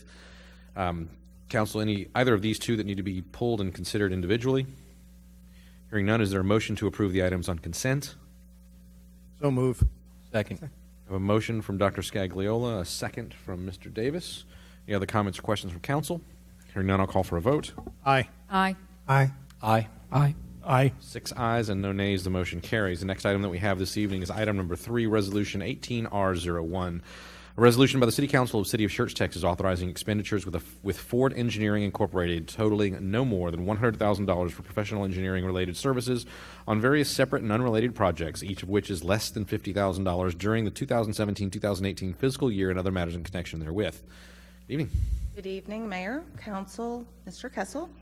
The first of two items here is a resolution to allow staff to work through contracts and come to agreements with Ford Engineering, one of our on-call engineering firms, to provide services for less than $50,000 per agreement. If we have an aggregate amount over $50,000, we need to have council approval. But quite often we have numerous projects, each of which is under $50,000, the total of which will be more than $50,000. So as not to muddy the waters or come to council for $6,000 projects, $2,000 projects, but allow us to work as efficiently as possible and work through these agreements without specific council approval for each and every one of those small agreements, less than $50,000 each. We're asking for authorization to enter those agreements up to a total amount of $100,000. We have one project that we are in the process of agreeing with right now for $42,400. So basically the next agreement, the next piece of work that we ask Ford to do could be less than $8,000, and we would need to come back and ask for approval for that. So instead, we're just saying, could we please spend up to an additional $57,600 on these small, unrelated tasks without bringing each individual one to you. We've also, in the memo and in the attached summary of projects, sort of given you an update on all the projects that we're doing with this particular firm that are currently under contract, that we're looking to make an agreement shortly with, or some of these smaller ones. So we're giving you all that information so you have the bigger picture, but what this authorization for is simply to spend more than $50,000, up to $100,000 total aggregate on the smaller projects. One quick question for you. If we were to reach the $100,000 mark, would we be exceeding any budgets that we set forth in the previous annual budget? The budget is not really being authorized here. The funding for each one of these projects would be coming from Absolutely. a particular budget Existing item. Right. So this is not new budget. This is existing budget. Even if we went to 100,000, we would not be going over in any particular fund. Correct. Or we would come to council and ask for a budget adjustment to fund a particular project. This is only the agreement itself, Exactly. not the funding for the work. Yep. All right, council, questions? Mr. Davis? No, sir. Make a motion to approve Resolution 18R01. Second. I have a motion from Mr. Davis, a second from Dr. Kaiser. Any other comments or questions from council? Hearing none, I'll call for a vote. Aye. Aye. Aye. Aye. Aye. Aye. 6 ayes and no nays, the motion carries. All right, next item is item number 4, Resolution 18R02, a resolution by the City Council of the City of Schertz, Texas, authorizing expenditures with Lockwood, Andrews, and Newnham, easy for me to say, Incorporated, totaling no more than $75,000 for professional engineering-related services on various separate and unrelated projects, each of which is less than $50,000 during the 2017-2018 fiscal year and other matters in connection therewith. Is this substantially the same discussion we had on the previous one? If we did go to the $75,000, would we exceed any existing budgets? Same answer. Same answer. Very good.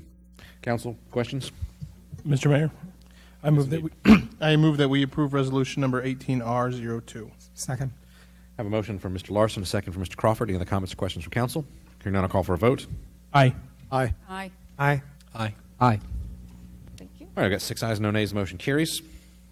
All right, next up, item number 5, ordinance 17S50. An ordinance of the City Council, sorry, let me start that again. An ordinance of the City of Schertz, Texas, amending the Code of Ordinances of the City of Schertz, Texas, establishing a Building and Standards Commission, providing a criminal penalty, providing for publication, and providing an effective date. So we do have this set up as for a public hearing, so we'll have staff presentation followed by a public hearing, then we'll open it up to council. Mr. James? Thank you, Mayor. If you'll permit me, I'd like to make a few kind of opening comments to address the presentation before allow then Emily to sort of give the presentation that we had planned, and we can sort of go from there. So just I will say this. I certainly think we could certainly always do better at how we word things to make it more clear to folks, because that's really our goal. When we're faced with a case, we want to avoid confusion over what does this mean, what does that mean. So certainly we're happy to delay or between readings or whatever the case might be, go work to try to come up with some language that makes it more clear for everybody down the road. And I think that's something we would appreciate over the long haul when it's very clear. So happy to do that. I certainly can appreciate the comments, and I think staff certainly does, of the number of board and commission meetings that we have and the number of boards and commissions that we have to staff and support. And certainly when you have different folks and you're trying to get them up to speed and train them, that's a challenge for staff as well. So certainly I would say as a segue, there are probably a number of ways you could go about trying to deal with the problem at hand that I'll touch on in just a moment, to achieve the results we want in our community and do so in the most efficient, effective manner. And we're certainly happy to take time that we might need to achieve that. So before Emily starts with her presentation, just maybe to sort of set the stage as to sort of what prompted us to come forward. And again, that may be helpful in terms of why we're here and what direction we may want to go. And really it was because we currently have a problem. And it's a problem that there are probably a number of different solutions or fixes to.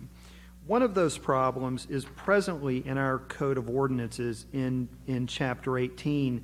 We've got a reference on 18.6, and if you're following along with Exhibit A, it's sort of the first scratch out, that appeals for the decision of the chief building official go to a Board of Appeals. We don't have a Board of Appeals. It's listed, it's in the body, but it's not staffed. It's never met from what I can tell.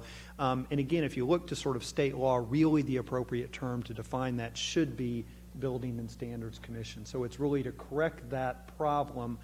But again, who sits in that role and how they do it is open for discussion. But I think certainly from a staff perspective, if someone doesn't agree with the decision the chief building official is making or has an alternate method of construction, we want them to have some avenue of recourse that's fairly easy to go through, to have somebody outside of it say, I think that makes sense, or I don't think it makes sense. The next section really is the same thing, but it's for the fire marshal on the same thing with the fire code. We want folks who say, I think you're off, or here's a new sort of technology, or this city over is on the next code up and they have this provision. So we want them to have that recourse. Who it goes to, how they go is a different issue. And the last thing really is, again, that issue of Board of Adjustment should just hear zoning cases. So whether we use Board of Adjustment, we use a combination of membership from Planning and Zoning and Board of Adjustment, we create this new body called the Building and Standards Commission. We have them meet as necessary, but we're following along with state law for this avenue. And I think from staff's perspective, as Thomas mentioned, this isn't something we anticipate using a lot. If we find it's being used a lot, we need to be having a conversation with council on a real big policy level to say, we are having a number of issues with substandard structures or properties that are creating a hazard, and what's going on, and how do we mitigate, and how do we deal with that going forward. And again, the idea is, rather than tell a property owner who's not familiar, you got to appear in district court, which may be very intimidating, may be very costly, and also, frankly, to have a bit of a citizen check appointed by council on what staff is doing. The idea is, let's go to this body, this board, have them hear it at first. If they agree, the person can always appeal to district court, but if it can't even kind of pass that Building and Standard Commission, it's probably a message to staff, you're a bit off here, you didn't do your homework, you didn't get where you need to be. So we think having that recourse, while it's a process, can be helpful, but there's probably another way to do it going forward. And so, as I mentioned, we need to correct some issues that are a problem today that I haven't heard a lot of dissent from council in the conversation. What I've heard is, what's the best way to do that, to be the most efficient, to not create multiple layers, and how do we do it that's clearly worded? And from a staff perspective, we're certainly open to those things. So maybe to frame up that, I'm going to ask Emily to do her presentation as proposed, to say here's what staff initially came forward thinking we'd propose, and then we can get feedback from council on what direction you want to go to give us enough information to have something to go back with to say this is what I think council's hoping to accomplish and how they want it accomplished. I appreciate that.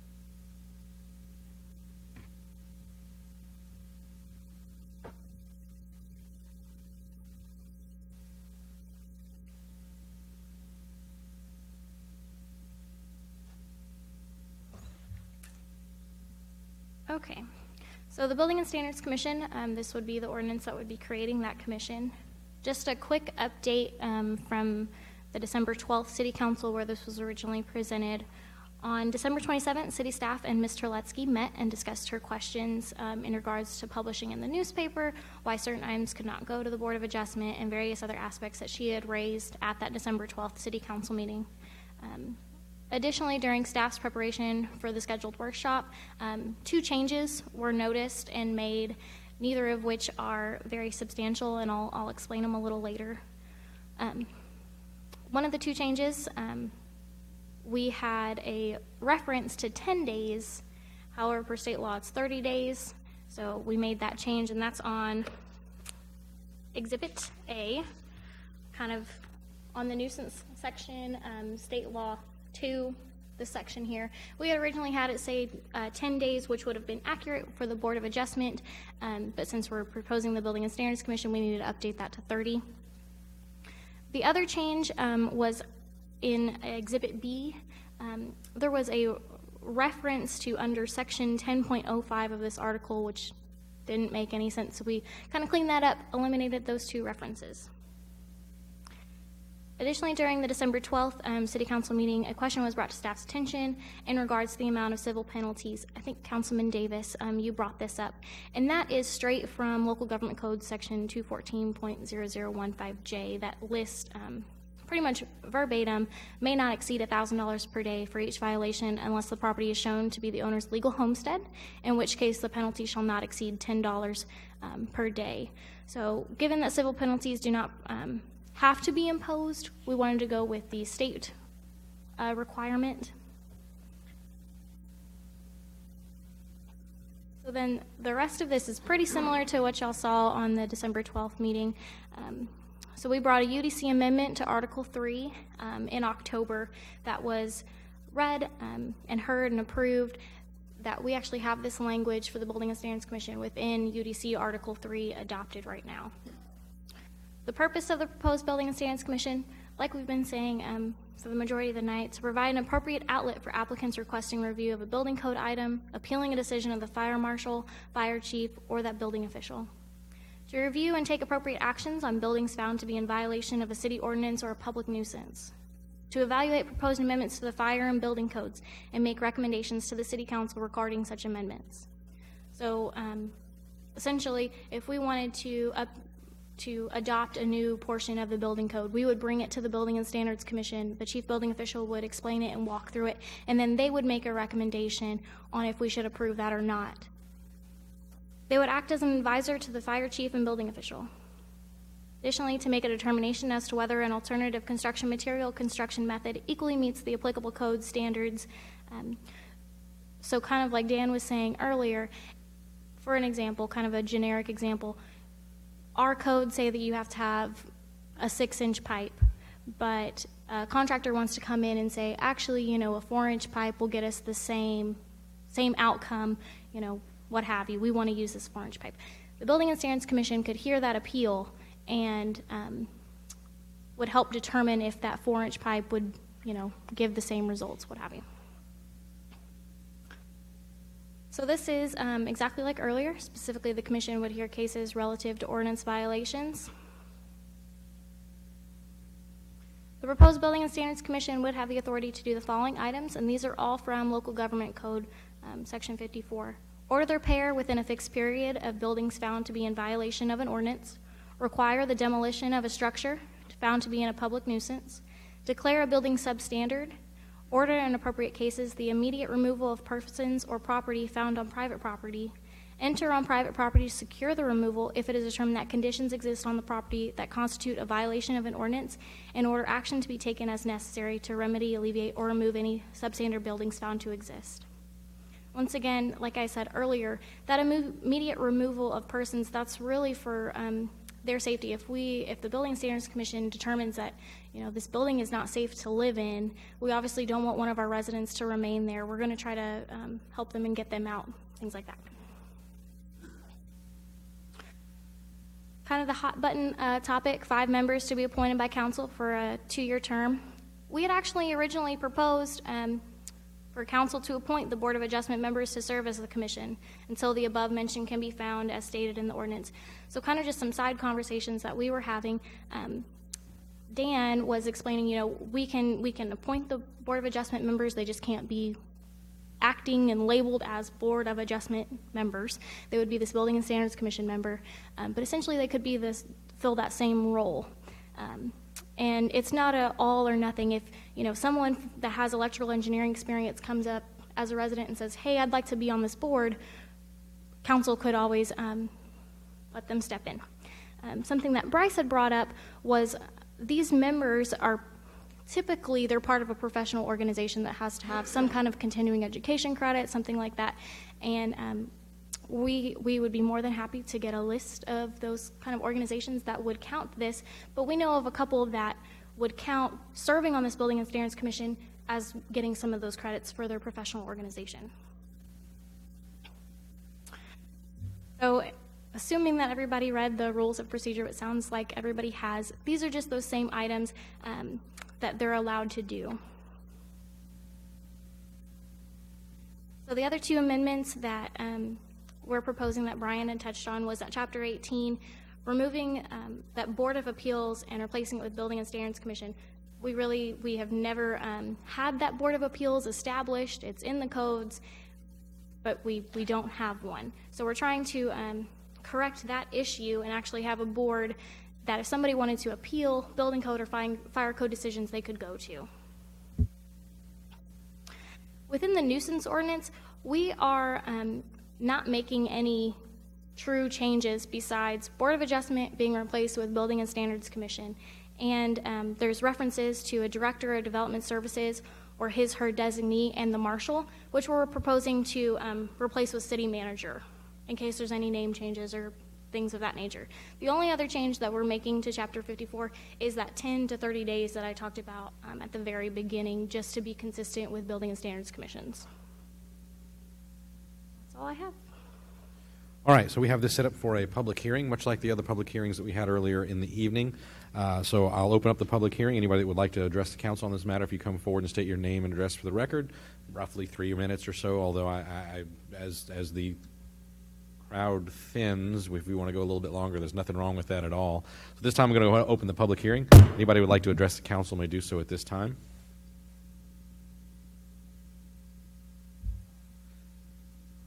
All right, we have takers. Richard Devitt, 2550 Chasefield Drive, Schertz. Thank you, sir. Just a kind of an understanding, I guess, and that has to do with something that Councilman Scanlon said in reference to the Board of Adjustments and the Board of the standards that you're going to be doing.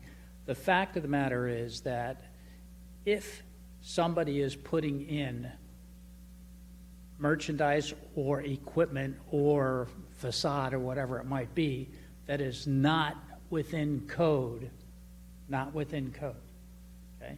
Is that being taken care of somehow or other? Is that being done so that if they aren't doing that, then we are going after them?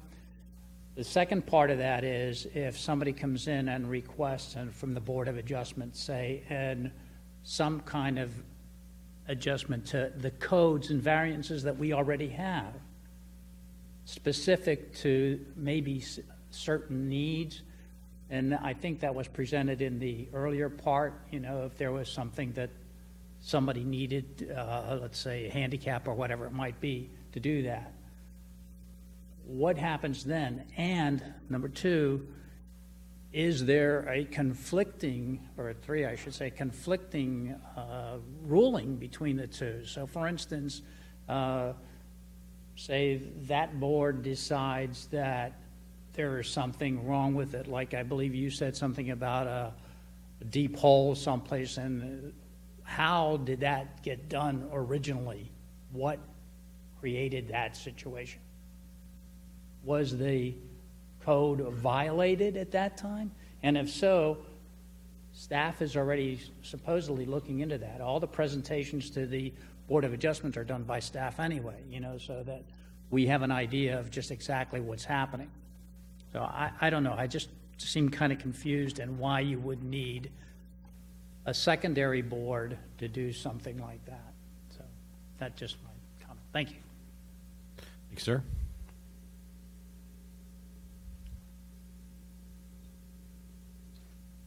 Good evening, Glenn Outlaw, 3729 Forsyth Park. It seems to me that you have a legal issue that you have to solve. It's clear from what council has said that Board of Appeals can't hear the kinds of things it's hearing today, so you need somebody else to do that. So getting to the Building and Standards Commission, it sounds like a good idea, but I have some concerns. There's a couple of different things you want them to do.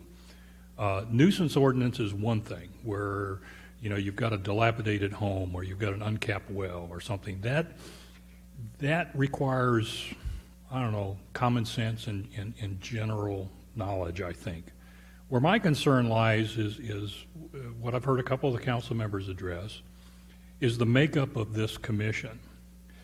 It's important that if you're going to question or allow somebody to appeal the decision of a building official or the fire marshal or the fire chief, that people, the people hearing that appeal have to have the expertise and the knowledge to hear that appeal. The building and fire codes are very complicated. Many times during my career as the fire marshal, somebody would ask me a code question, and the standard fire marshal answer to any code question is, it depends. And I'm not being funny. That's really the answer, because you have different types of occupancies. This particular facility is an assembly occupancy, and within that there are 4 or 5 subdivisions, and different code requirements apply to different types of occupancies. What you can get away with in a business occupancy, and I'll give you the example, is a fire sprinkler system. In a business occupancy, you know, it's like 300 people before you have to put in a sprinkler system. In a restaurant, it's 100. And so when we get people wanting to disagree with our code officials, I don't think your average lay citizen is going to be able to look at that and understand what's being discussed. The other problem I have is we have two different perspectives. The building official and the code and the fire marshal are enforcement people. They read the code and they enforce the code. Your engineering professionals have an entirely different outlook. They're looking at constructing this facility, and sometimes those are not those goals are not the same. But I think if we're going to propose, and I'm not sure you have a choice, somebody's got to hear these things. But if you're going to allow them to hear appeals on complex code issues, I think it's very important, and I mean no offense to our current Board of Adjustment.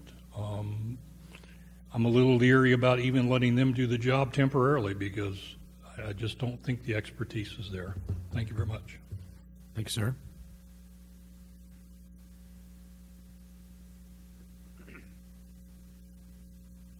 Anyone else who would like to address the council during the public hearing?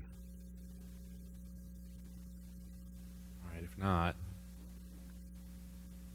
I'll go ahead and close the public hearing at this time. And I might invite Mr. James to come up, and you heard a couple of questions. Maybe if either of you would like to address some of what you heard, and then we'll open it up to council for questions as well. Sure. So I think maybe if I can answer Mr. Jevitt's question.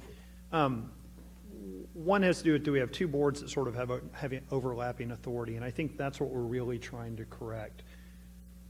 As the city attorney has said and the state law says, Board of Adjustment is really a zoning Board of Adjustment. And I will say that what's kind of been done in Schertz, where they hear more than, or have heard more than just zoning cases, isn't entirely uncommon. And I don't know if Mr. Santee would agree that there are probably other communities that maybe play a little loose with that at times, or it's just they don't have a body. He may not. But really, per state law, they are a zoning issue. The items that building and standards here are not zoning issues. It's very explicit. So there would not be an issue with confusion as to which board.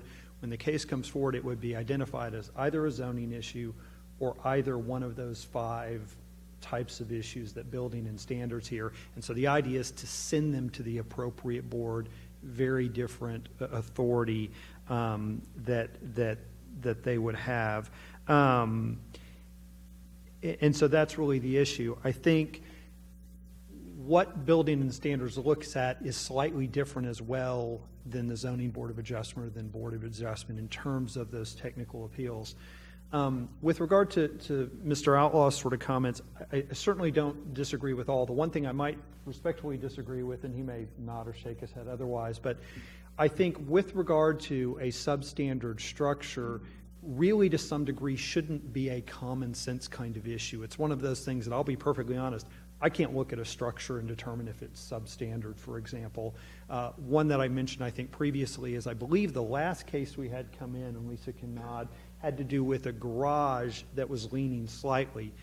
I'd go out and look at it. A layperson may look at it and go, it's leaning, seems to be a problem. Whereas the chief building official goes out, looks at it, looks in the building and says, yeah, it's leaning. It's not substandard. It's not in danger. It's not a hazard of going forward. And so the only thing I would say is I think even those decisions require a bit of technical expertise. So I don't disagree that one of the concerns is putting these type of technical decisions on a board or a commission, even on an interim basis, that doesn't have that expertise. And so again, there would be a lot of material for them to receive, a lot of dialogue during the meeting with staff walking through and explaining why this is what it is or why it's not what it is. And so that's really, I think, the issue in terms of the comments from the citizens going forward. The idea is avoid the overlap and confusion, get people to the right board. And then the other is, I think, again, there is some merit to the degree to which we can find people who are experts in this field. That would be ideal. We may not be able to get all of them, and we may have to rely on some lay people for it. But again, as I think Emily has said, we're a city of 40,000 now. It's not a board or commission that would meet that often. And so we would like to believe that, yeah, we probably have citizens that have some of that technical expertise. We may in cases have to rely on some lay people. But certainly you could go with the Board of Adjustment also serving as the Building and Standards Commission. And as you appoint people to that in the future, you may look for people with those same skill sets and expertise. So you sort of fill them up with some additional folks as time goes on with that. Okay, any other comments from staff before I open it up for council?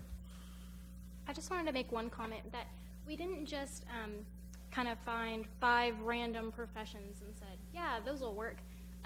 Those actually came out of the International Building Code and Fire Code. So the International Building Code lists out a Board of Appeals that has those professional design criteria listed out. Okay, thank you. All right, I've been looking to the right all evening, so I'm going to look first to the left. Council. Dr. Kaiser? Just a couple of things. And I know you said the Board of Adjustments could at least temporarily serve. Have you checked their qualifications to see if they would meet what you're asking for in the Building and Standards Commission? I don't believe they have those members, any of them have that technical expertise. No. All right. And I would agree with Mr. Crawford. I think in reading that document, when you say 10 days, so you're saying, we're going to send a certified letter. Well, if I send that on Friday, if I'm saying 10 days, they get it Monday or Tuesday, that leaves them Wednesday, Thursday, Friday. I would just be more clear in there so that no one comes up and says, well, hey, because I might be thinking 10 business days. You're thinking 10 calendar days. So back to the Board of Adjustments, I don't know that that's really a good contingency plan if the people currently serving on there really don't have the qualifications that you're looking for in the Building and Standards Commission. And I do think those qualifications are important. I agree with Mr. Outlaw. And like you were saying, Brian, you wouldn't know if the structure is sound. So to have people on there, lay people or people from another board, and this is kind of the one step before district court. So I think it's going to be critical to have the right people really hearing those appeals and making some decisions. Mr. Crawford? Emily, I like your comment about checking with the agencies that certify people in their skill set. That might be maybe the best way to find somebody who's willing and lives in the city of Schertz to help out on a possibly as called on need. We still have to go back. I think my comment would be we go back and look into that and see if we could put something together that makes sense to bring back in a month or so or whatever the time frame is. As I said earlier, I have no desire to not approve what we're trying to do, but we've built that box that's going to be kind of hard to fill, and maybe that's a good way to get qualified people that do have the certifications. Electricians do, plumbers do, fire marshals do, so we know where to go look. I think it's just a question of could we find somebody in this area, and maybe another city would be interested in doing something like this and use the same person. I don't know if that's possible, but any way to help to make this come together would give us the technical expertise we need, because these are pretty technical fields. So thank you for mentioning that. Very good. Dr. Scagliola? Yeah, I know the UDC isn't perfect. It's a document, and it can't handle every single situation that exists. So there are going to be conflicts occasionally. Somebody wants to do something, and it's, well, no, it's here. But the thing is, we have the subject matter experts in the city, the fire marshal, the code enforcement, the health inspectors. They're the experts who are looking at the UDC and abiding by the codes that we have established. I find it really, really difficult to imagine a case where an individual would have a complaint and they could bring it before a group of, well, let's call them laymen who don't have the expertise. It might be very easy to convince a group like that what you want to do is perfectly legitimate. Well, you know what? If it goes against what the fire marshal says, if it goes against what the health inspector says, if it goes against what the building inspector says, guess who I'm going to side with? I'm going with the experts. We don't have a commission at the moment that's viable. We don't have people on it who have that subject matter expertise. And even if you do have, say, an engineering background, does that make you an expert in municipalities? There's a whole lot of other things to consider with this. I'm creating a new board and commission. Okay, that I don't like that idea, but I particularly don't like this idea because I think there are alternatives. What we're trying to do, yeah, I agree with that wholeheartedly. Give the person his day in court, even if he doesn't have to sit a day in court. Let his complaints be heard, but let's have somebody who's qualified hear those complaints. And I think our senior staff, you said it yourself, if a situation came up, you would have to do the homework, you would have to find the regulations, you would have to do this, and you would be briefing these other people. Well, why don't we cut out the middleman? you do the job. You know, what's wrong with that? Is it legal? Well, how's it done now? That's all I have to say, sir. Mr. Larson? I'm kind of torn because it seems like there's such a 50-50. Obviously, we need it because it's state law, right? We need to meet those requirements. So I guess for our attorney, one of the questions I have is state law dictates, and maybe Mr. James, I don't know, state law dictates that this is the wording for the board that would meet the code disputes as well as the UDC type variance in disputes and information, and it does dictate the authority. My question is, it limits the authority, but does it require that we grant the full level of authority as it? Does my question make sense? So. Is it possible to create a similar commission that meets the legal requirements for our city to check off the boxes, but to provide them with a limited level of authority that's below the maximum standards set by the state? So let me try, and Dan, you then can jump in. Let me see if this sort of helps.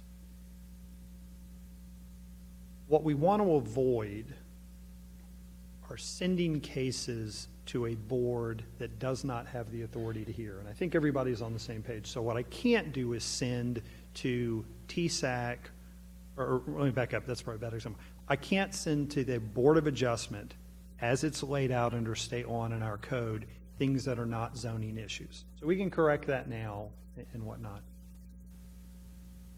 State law lays out, if you're going to have this building and standard commission, here's the criteria that has to be met for the things that they're going to do. I don't believe, and this is for Mr. Santee can correct me, that you're required to have a building and standards commission. So for instance, with regard to substandard structures, staff can just simply take them all to district court directly. That's an option. There are pros and cons to that, like everything in life. So you don't have to have it for that. I don't believe, and this I'll probably get a qualification on, so let me get my qualification in. I don't know that you have to have an appeal mechanism to the chief building official and the fire marshal. What you would have as an appeal mechanism is you would be sued in all likelihood, and one of the things they would say is, there is no appeal mechanism, I'm suing you, and then that opens you up for other things possibly without having that appeal mechanism. So the reason you want that appeal mechanism partly is to give a heads up that somebody is serious, that they have a problem with this determination. If we haven't fully taken a close look, let's take a close look before they've gone to the effort in going to district court with that going forward. And I'll say this from my perspective, and I certainly could be wrong, but I think part of what we would do with the Building and Standard Commission members, or really what council's role as well is you need to think very carefully who you appoint to that board, because you probably want someone who comes in going, the city hires the subject matter expert, the fire marshal, the chief building official. I should not be easily swayed by a presentation on someone otherwise. There probably needs to be that. So again, I think, and not to be critical of some board and commission, because sometimes you just want an average citizen on a board or commission to offer their thoughts on traffic or parks or whatnot. But building and standards probably is a more thoughtful. So the interview committee probably needs to spend more time and gain their understanding and get the right person on that board or commission. But as I understand, you don't have to have it. There are drawbacks to having it, though. But we may say there are pros and cons to everything, and we're willing to live within that.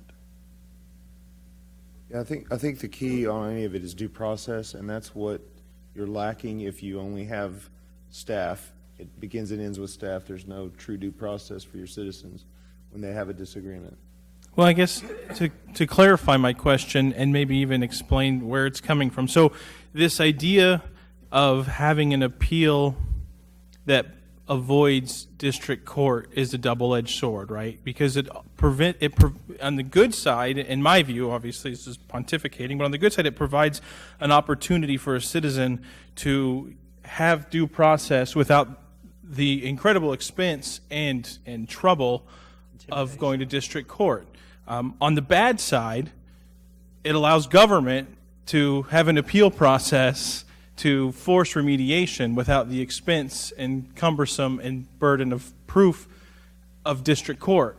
Now, obviously, someone can still appeal and then go to district court, but I guess part of the concern in that sense is if I'm making an economic decision whether or not a case is worthy of pursuing with the heavy hand of government, the cost and time and expense certainly factor in the balance of the scale of whether or not that decision is good going forward. So I see a benefit to the residents on one side, saying, of course, them having an opportunity for due process without that intimidation is great, but then at the other side, being able to say, well, here's a streamlined opportunity for the city to impose its will on a property owner without some of the same high level of standards and expense. And so that's where I'm torn, although, and so I guess that's kind of the background to my thought process of the question of, okay, if I do have this Building and Standards Commission, and we do grant it the authority to review these cases, can we do so but deny them the authority to order a demolition, or that maybe that needs to go to district court? So if it's an order of a demolition, that means they have to go to, does that make sense? So I'm saying, can we have this Standards Commission that has a certain level of authority, but not necessarily the full power and authority as allowed by the state? Does that? I think that's problematic. I think they really need the full range of tools. Otherwise, you run afoul of the due process issue. Maybe let me offer this up, because again, I think certainly if you did a Google search on this in terms of cities demolishing houses, for example, you would probably find in the state of Texas some horror cases where you'd look at it and go, well, that seems overly aggressive. It seems like they're going after more than you want to see. And so what I would offer is, this is something that, frankly, council needs to keep an eye on. If you were to pass this isn't something that you go and forget about. And we've talked about how we better communicate. I think Councilman Davis brought it up. So the report we send to CCAB with the important actions of all the boards and commission, we've said when CCAB meets again here in January, that summary will go to council as well. You probably need to keep an eye on how often is Building and Standards Commission meeting? What are they meeting about? And if it seems like it's going a place that you're not comfortable with, that's probably where you, through your process, say, we need to rediscuss this issue. It's the example I would use is when we have too many things going to Board of Adjustment, that's indicative of a problem. And if we have too many things going to Building and Standard Commission because they're appealing chief building official, we may have a problem there. How he explains things, how he reviews the codes, his technical expertise. And if we have too many buildings that are substandard, we probably have a larger problem in our community that's at issue. And frankly, I will say this, as our community ages, I think we are going to get to a point where we start having that, because it's really older communities with a lot of older structures that those older structures start to decline. And so it wouldn't surprise me in however many decades we start seeing a bit more of that. But I think that would be the check, is for y'all to keep an eye on that and say, this seems to be more often than we thought. We've gone 5 times this year. We went 4 last year. That's more than once or twice every couple of years. And I think that's fair.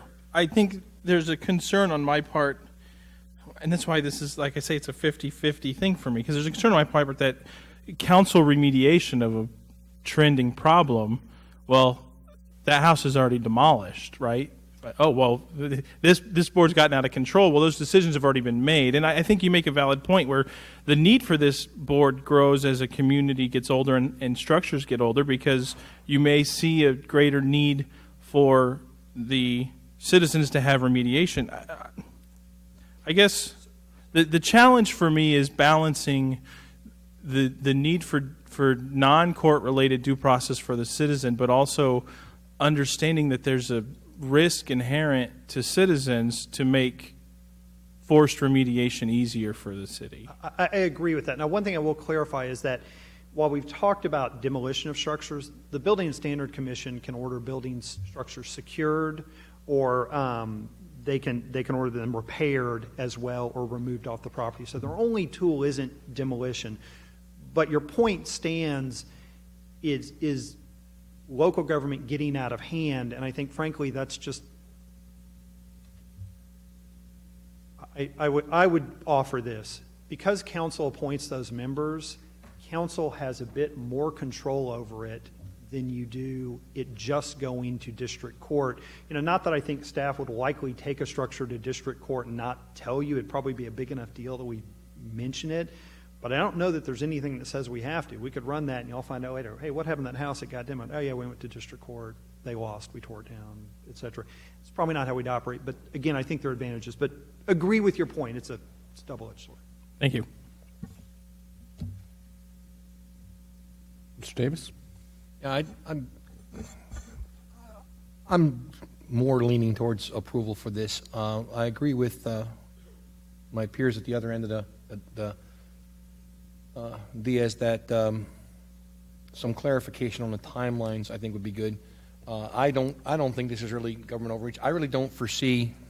I don't think we're going to have a problem finding qualified people. I don't think the volume of their workload, maybe I'm an optimist, is going to be with regards to different interpretations of fire safety codes or building codes.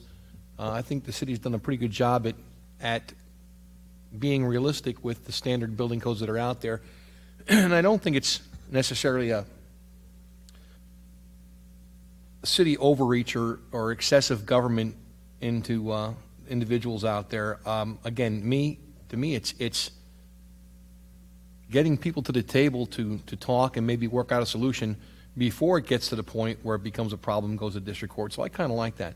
The one part, and I brought it up before, that I kind of have a concern about, though, is that civil penalty part. Yes, sir. I'm looking at it from the viewpoint when you talk about substandard structures or you talk about life safety issues like rodent infestations and stuff like that. And you got to admire the state of Texas, where they turn around and say if it's your owner's legal homestead, your primary property that you own, the penalty shall not exceed $10 per day for each violation. So if I've got a rat-infested house and we get to the point where code enforcement can't work it out by knocking on their door and talking to them, and it goes to the Building and Standards Commission to force the issue, they can impose a penalty of $10 a day. And then on the flip side, we say basically anything else is up to $1,000 a day. And I think that's kind of a rather wild window, or an excessive window. So in other words, if I have a rat-infested house and it's my homestead, it's $10 a day. If it's a rat-infested rental property that I own in Schertz, then I can get hit up to $1,000 a day. I think when I look at our fee schedule for the city, we sort of have fees sort of locked in at specific rates, and I don't necessarily like the wording of up to $1,000 a day. Because to me, there's a difference between something that's a life safety issue or a substandard structure if it's a commercial property versus it's a residential. Whether it's a homestead or not, I would feel more comfortable going forward, and it's not going to hold me up, but going forward, if we sort of maybe put a control on that and clarify that, I just would hate to see a board going in there and saying, well, based on what I'm reading here, yeah, we're going to fine you $750 a day. And then in the very next case is not too far different. They're saying, well, we're going to do $250 a day for you. So if I may, Councilman, I think that's a valid point. And I think, one thing, and I don't know that we mentioned it, Emily had it on her PowerPoint, but one of the questions you had was, do we have any guidance for that board? And you may have seen it, and you may say, yeah, I saw it, still not quite enough. But under the civil penalty, see, it's the criteria for assessing. So it does lay out in that document kind of a guideline. So again, it's in assessing the civil penalty, the commission shall consider the severity of the violations present, the history of compliance with the property or owner, lien holder or mortgage, and efforts taken to correct any violation.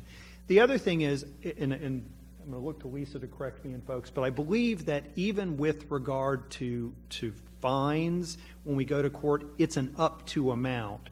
And so my understanding is that municipal court judge does not, he uses his judgment.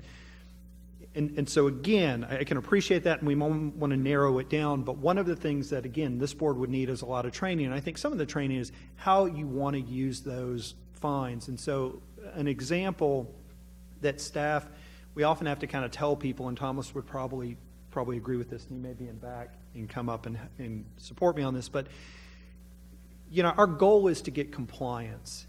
It's not to impose a fine or a penalty or a fee.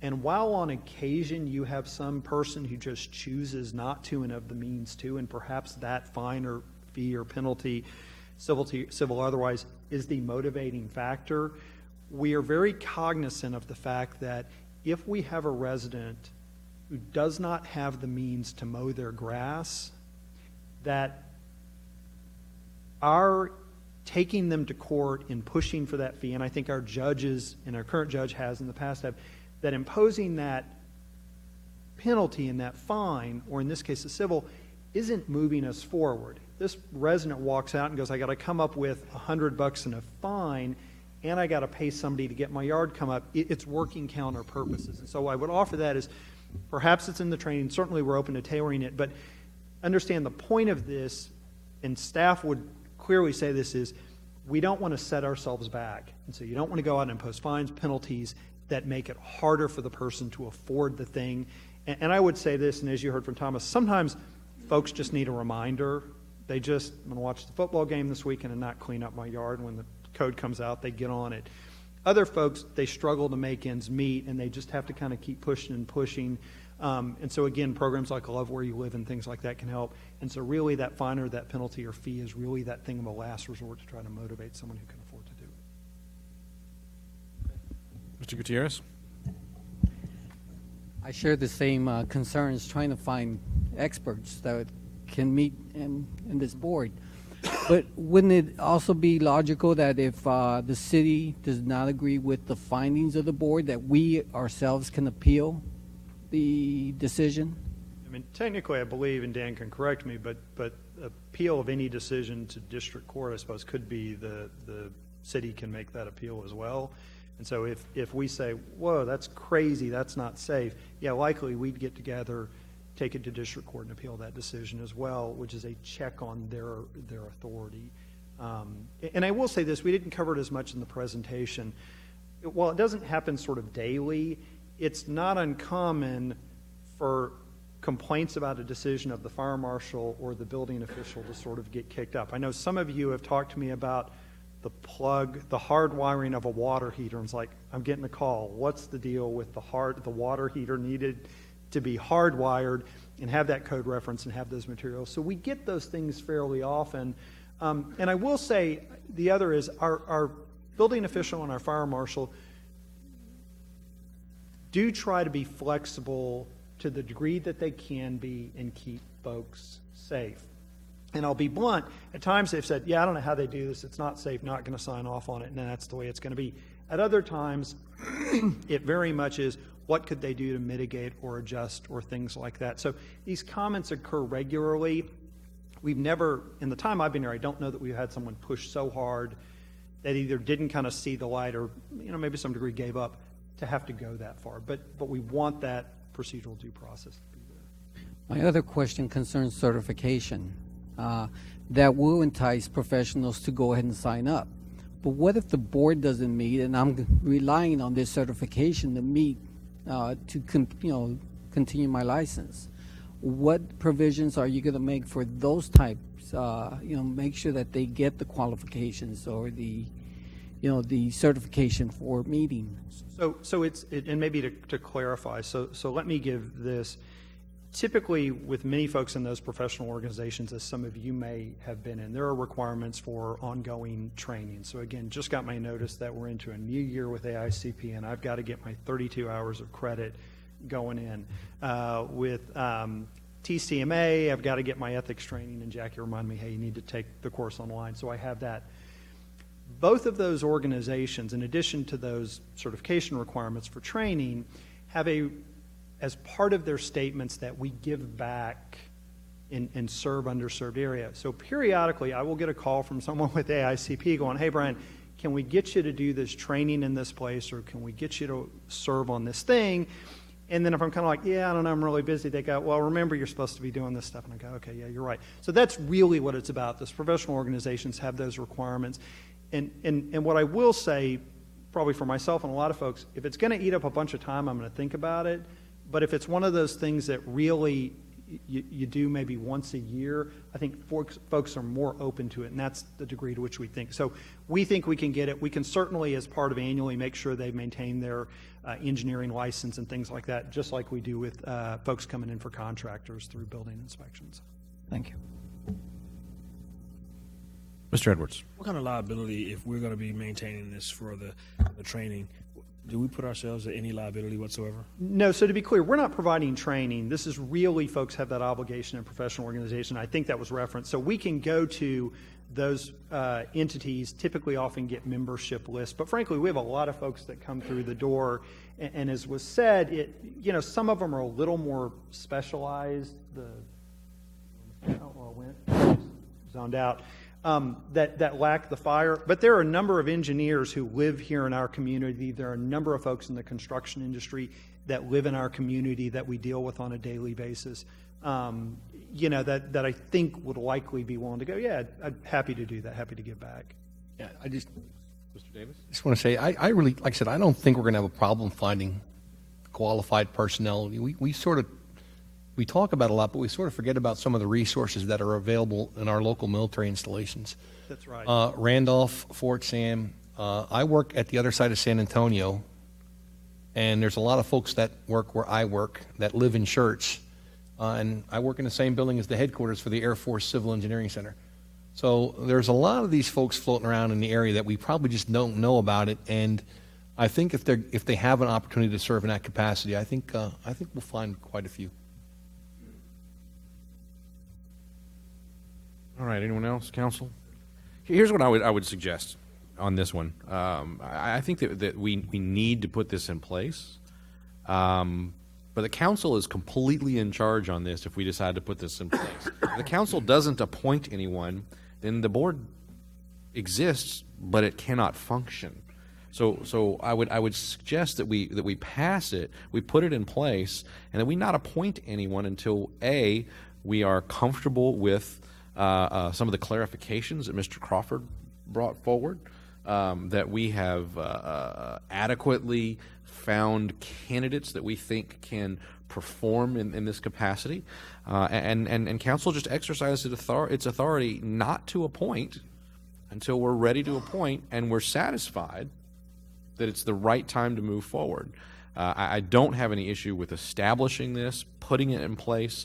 The differences between the responsibilities as defined in state law for the Zoning Board of Adjustment and what the Zoning Board of Adjustment should not do makes it, in my mind, and because of also the language we have in our UDC currently, it's almost imperative that we put this in place, or someone can come forward and say, hey, in your UDC, you say that I have a place I can go, but the place doesn't exist.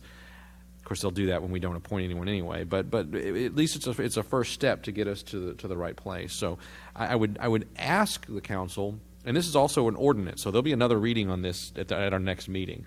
My ask is let's pass this evening. Let's work individually with staff on things that we have continued concerns about. Let's plan on having a discussion about what we might do to find these folks. And I think it probably is as simple as having something written up in Schertz Tales, given its wide distribution. Schertz Magazine. I'm still back where I was several years ago, apparently, on some things. And Schertz Magazine is widely distributed and it is widely read. And there's probably, to Councilman Davis's point, probably a lot of folks out there that would find this intriguing and do meet those criterion. I would also say there's a number of San Antonio firefighters that live in the city of Schertz. If we want to have someone that has an understanding of what a fire marshal might be confronted with, a number of San Antonio police officers that live in the city of Schertz, and I think Mr. Davis is correct that we will not fail to find the right folks. I also think it's important to note that when someone comes and correct me, Mr. James or Mr. Santee, if I'm incorrect, when someone brings something before this board, they're going to get to have their say, and the city is going to get to have its say. So the fire marshal is going to be there, or the code team is going to be there, or whoever's involved from the city, so that even if everyone that's on that commission happens to be a layman, they're functioning almost like a jury. They're going to get all of the facts laid out before them. And I have great confidence in the citizens of Schertz that many that may not have the specific qualifications could sit there and listen and understand what's been brought before them and render an appropriate decision, much the way that this council does. But again, I apologize for running my mouth. I try not to do this very often, but I'd ask the council to pass this and simply not appoint anyone until we're convinced we have the right folks and that we have the right language in place and that we're ready to go forward. Mr. Mayor, Yes, Mr. Crawford. we have to bring it back for another reading, correct? Absolutely, before it even becomes in play. Would you be willing to consider, would the council be willing to consider giving staff a couple of weeks and bring it back maybe the first week of February and have these changes made that we've talked about to the best of possible and pass it? And then if we need to do any other changes, work after we get some of the basic little things cleaned up, so to speak. Is that Absolutely. comfortable? Absolutely makes sense. In fact, if one was to make a motion to approve resolution or ordinance 17S50 and stipulate a date to come back that is more than a meeting or two or three into the future, I think that might be looked on favorably by the council. Mr. Mayor, I'll make that motion that we go ahead and approve it with the modified changes as specified, identifying the calendar days, business days on the document, and bring it up for review. And would that be 3 meetings out, second meeting in February as an example? Yes. And I think in the motion, I think the only thing you stipulated that we'd make a change specifically between now and then as part of the motion is business days or calendar days. Other changes staff would work with the individual members of council and kind of then bring that back to council second week of February. So that motion being made. Second. There's a second from Mr. Crawford. Any other comments or questions from council? Mayor, I'm sorry. Yes. I need you to specify what the motion is. Certainly. I'm a little confused. As I heard it, the motion is to approve ordinance 17S50 with the changes with regard to specifying calendar or business days and then revisiting for second reading second week of February. That's the motion itself. The commentary is in between now and then. Individual members of council should be working with staff to make sure all their questions are addressed, so that when we bring this back the second week of February, that we're ready to go, or we're ready to say, we tried to work through this and I still got a challenge. We got to talk about this some more.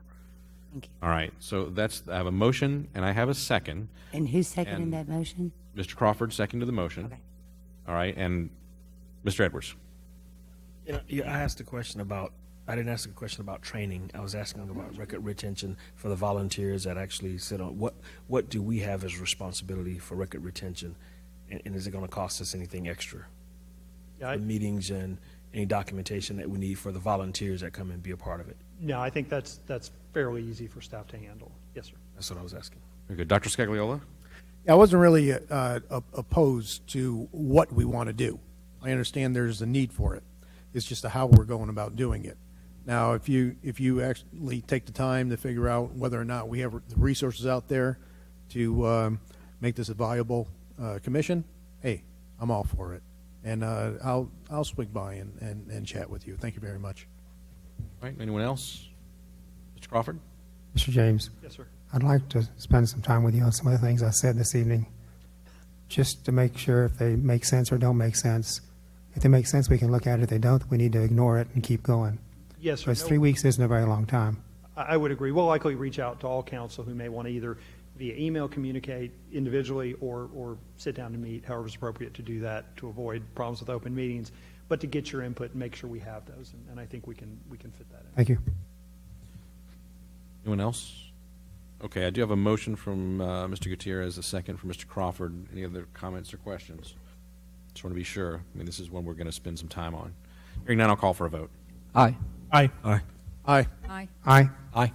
7 ayes, no nays. Motion carries. Thank you all. All right, we've already disposed of item number 6. We've already disposed of item number 7. So we're going to move to item number 8, which is Ordinance 18S03, an ordinance by the City Council of the City of Schertz, Texas, amending Part 3 Schertz Code of Ordinances, the Unified Development Code, or UDC, Article 10, Section 21.10.4, Schedule of Off-Street Parking Requirements, repealing all ordinances or parts of ordinances in conflict with this ordinance, providing a severability clause, and providing an effective date. You have another one.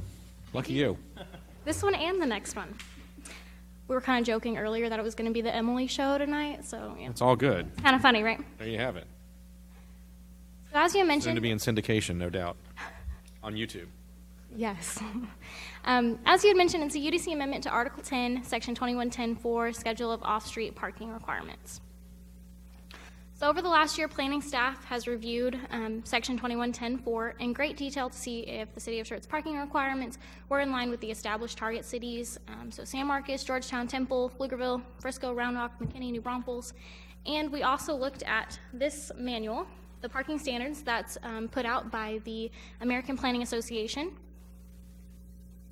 And we created this large table that had kind of every permitted use that we have on our permitted use table and what all of these cities and this parking manual had for them. During this evaluation, staff also reviewed the current parking table and current permitted use table to look for inconsistencies.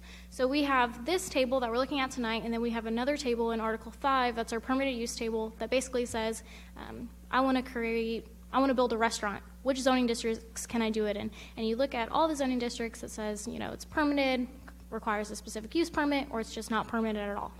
And we had some inconsistencies on use types that were listed in the permitted use table, but we didn't have a parking calculation for. As a result of this assessment, it was determined that an update to this section was needed to be consistent with the American Planning Association and also with our target cities. So I'm going to go through kind of every single one of our proposed changes. So the way that this table works is you have the first column, use type, and those are the straight out of the UDC parking table right now. Our parking requirements, which is what is listed currently, and then our proposed update / kind of a comment. So the first one is commercial amusement indoor. We are proposing to make a change to one space for each 200 square feet of gross floor area. Just kind of caveat, all of these, we tried not to be at the high end and not at the low end of our target cities or the parking manual. We tried to find somewhere kind of in the middle to find a happy medium. The next change you can see is for bed and breakfast. We're not changing the ratio, just one space for each guest room rather than rented room. The next change, we are proposing to remove bus depot altogether. The next one, car wash, it's a use type that we have on our permitted use table, but we didn't have a parking calculation for. So the way that our current UDC kind of has that listed is, okay, I wanted to create a car wash. I can do it in this zoning district. Which parking calculation do I use? And since we don't have one, we'd find one that was as close as possible, which a lot of the times kind of left us in this gray area where, yeah, it's close, but not really what that establishment needs. So we are proposing for car wash, one space for each 200 square feet of floor area. The next one, we're not changing the parking ratio, we're just changing the naming convention to be consistent with the permitted use table, so changing it to assisted care, living facility, care facility.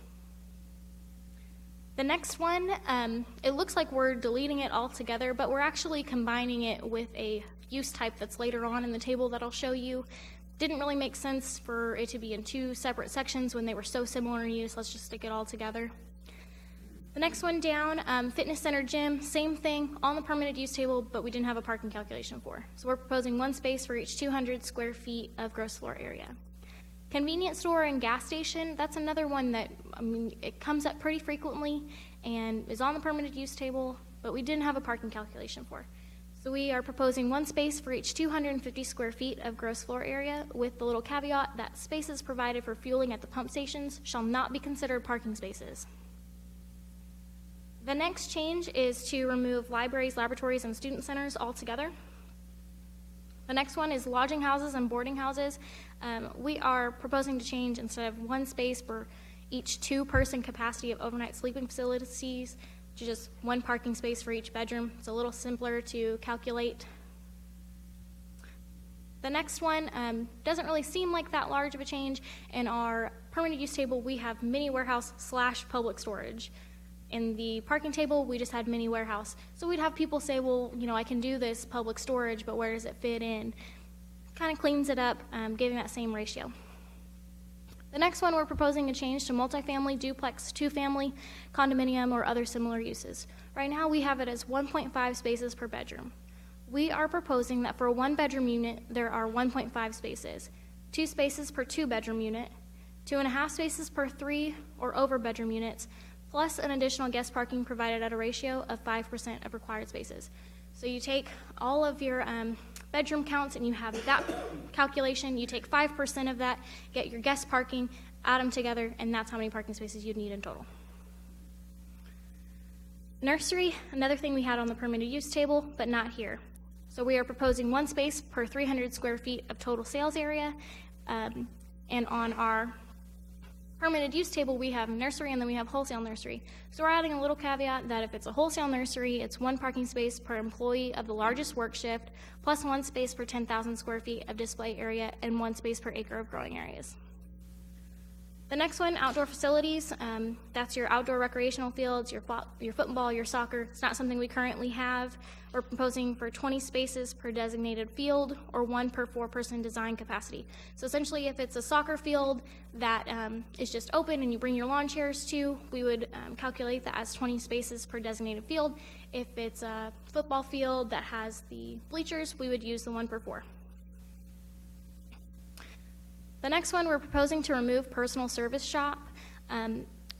Essentially, we want to remove that, and if somebody came in and said, well, I'm creating a personal service shop, I'm creating a barber shop, whatever, we would just use retail sales and service. Public use, another one that we don't have. Our proposal is parking shall be provided at a ratio approved by city staff based on a parking study provided by the applicant. It's actually very similar to a change that Brian brought forward for public schools that has that same language you'll see in a minute. The next one down, remove residential care facility. A lot of this was, we have this group home, we have residential care facility, we have multiple categories that are kind of the same thing, let's remove them and just use all the same. So for residential care facility, we would just use the assisted care living facility, care facility. The next couple of changes, the school, other schools, school, high school, and vocational, we're proposing to just combine them all since they all have the same parking ratio to school, high school, vocational, all other schools, which has that requirement that they provide a parking ratio that we evaluate. The next one, proposing to remove shopping center or mall, we would just use retail sales and service, which is the same ratio. The next one down, that's that change that I mentioned earlier. We weren't removing the dance hall, exhibition halls, we were just combining it with something that was similar. The next two, we had vehicle sales or rental, but in our permanent use table, it's automobile sales or rental. So we just wanted to clean that up and make it the same. And then the next one, I believe this is the last one on the parking table, warehouse.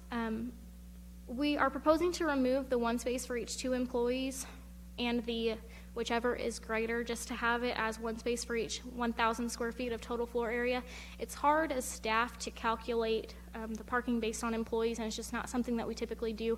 You can come in when you're doing your building permit and say, I'm going to have 2 employees, so you park for those 2 employees, and then 6 months down the road you're doing great, and now you have 15 employees, but you don't have the parking for it. So we want to eliminate that and just have the 1 space for each 1,000. So staff also looked at how the UDC currently stipulates parking will be provided for new and unlisted uses. So that's what I was talking about earlier. I have this use, I want to do this business, it's not on your parking table, and as staff we would kind of try to fit it in the best we could. We didn't think that was kind of the best way to go about it. We noticed that other municipalities provided more flexibility for the applicant to provide a parking ratio that they feel is appropriate. It would be given to city staff, and we would review that and either approve or deny it. So that's this next change. Currently, you can see the UDC language lined through, and then we would be proposing when a proposed land use is not classified in the section or in a single use, which have varying parking needs depending on the function of that specific single use, an applicant may submit a parking ratio based on best current planning and transportation practices. So that's kind of the key. It's not, well, I only want to do 5 parking spaces, so I'm going to do 5 parking spaces. You have to provide, you could, use the American Planning Book, the ITE, some kind of credited source, and you would provide that justification to us for us to review and make that determination. And then there's another little caveat that parking ratio determination where no application is submitted, but it's not on the table. If applicant does not submit a parking ratio, then the city manager or his or her designee shall determine the parking ratio based on the best current planning and transportation practices.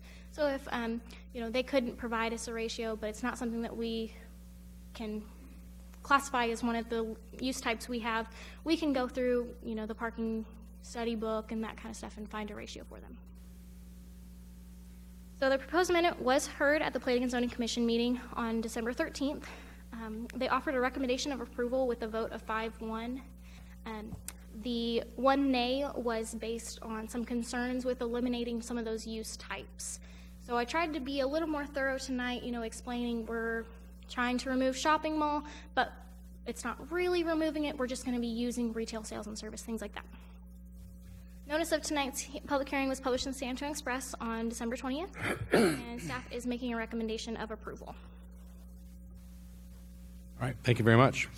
This is also set for public hearing, so I don't think anyone has come in that hasn't heard the instructions from previous public hearings. So at this time, I'll open up this item for public to address the council. Anybody who would like to address the council in this matter can step forward and do so at this time.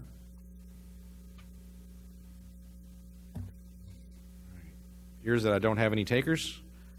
This time I'll close the public hearing and open it up to council for questions. Questions, gentlemen, ladies? Dr. Scagliola? Yeah, it's interesting. You did a really good job in consolidating a lot of this information. That's working in the right direction. Now, the thing is, when we're talking about parking spaces, how about handicap parking spaces availability and sizes? Did you look into those requirements? So correct me, I think this is right, but it's actually determined by ADA. It's not something that comes out of our parking, so they would still have to go through the whole ADA process of making sure that their spaces were adequate and that they'd have enough spaces. Okay, and how are those spaces determined? If every single parking space that you say is required is a handicap parking spot, then there's no place for anybody else to park. Sure. So the way that we go through parking spaces and the way that ADA, for the most part, handles that has to do with numbers of parking spaces. So, for example, I want to say right now, and I'll just go off the top of my head as I remember it, if you have between 1 and 20 spaces, one of those has to be ADA accessible. And there's spacing requirements because it may have to be a van accessible space, Right. which has different size requirements than a non-van space. And what will often happen in that is as they go through that, because of the value of the commercial construction coming in, they have to go and get a RAS inspection done, and so it is reviewed by a third party through the state for ADA compliance. Okay, good. So we rely heavily on that and that RAS result for that. Well, it's interesting because there are certain facilities like senior centers and even the YMCA that have a tendency to run out of handicap parking spaces. And I just want to make sure that those concerns are being addressed. Yes, sir. I think certainly that's the case. And so what we have found in the past is that on the private side, if someone has a nursing home, for example, or some type of facility, they're very aware of that. They don't want to negatively impact their business with it. I think we've certainly seen that in our facilities at the senior center. Well, we've provided more than possible. And some of you may know we are working to provide additional handicap spaces at for the rec center as well. One of the issues is even if it's extra handicap spaces, they have to meet all the regular requirements. And so one of the problem with retrofitting is not just you lose a few more, it's typically that route that has to take because you haven't provided ramps up the curb, and that's the issue we're working with now, is to effectively knock out a bunch of curbing in the design so that people can pass between cars, because you can't pass through a vehicular traffic area. Very good. Anyone else? Mr. Gutierrez. Dimensions for the parking space, are they designated as the length and width? 10 by 20. And that's not something that we're proposing to change. We're not looking at the whole Article 10 right now. It's just that one, the schedule of off-street parking, those ratios. So we're still going to have the 10 by 20 spaces. How about the space in between the parks, the parking? Is that determined also? Like the landscape islands at the end? No, well, the space between them. You know, you have parkings on the right or left, and there's got to be a certain amount of space so that you can make your turns. Sure. So the way that parking lots work for the most part in Schertz is just standard stripe spaces at 10 by 20. Occasionally you'll get somebody who will double stripe them and leave like a foot in between them or something like that. It's not a requirement that we have. What we do notice, and we get a lot of criticism for it, I will let you know, is that our spaces are bigger than all of our neighbors' spaces. But the caveat that staff will tell you is, show me who drives the Fiats and the Mini Coopers and who doesn't drive the big dually trucks, because realistically, we live in a suburban realm and a suburban built environment, which has different requirements for parking space size than downtown San Antonio, where people know how to parallel park because that's what you do every day to get into your spot. I mean, you watch somebody parallel park regularly out here, it's always entertaining. And so we currently are not looking at space. We feel that staff feels that space is acceptable on our current sizing. We do have drive aisle width requirements, which falls under a different code portion, and it depends on how we designate that lane. For the most part, they're 24 feet wide, which is going to be bigger than even what fire code minimums are, which is 20 feet. And we designate them as safety lanes, and that's for two-way traffic. The only time you can get something necked down a little bit has to do with angled parking and one-way drives.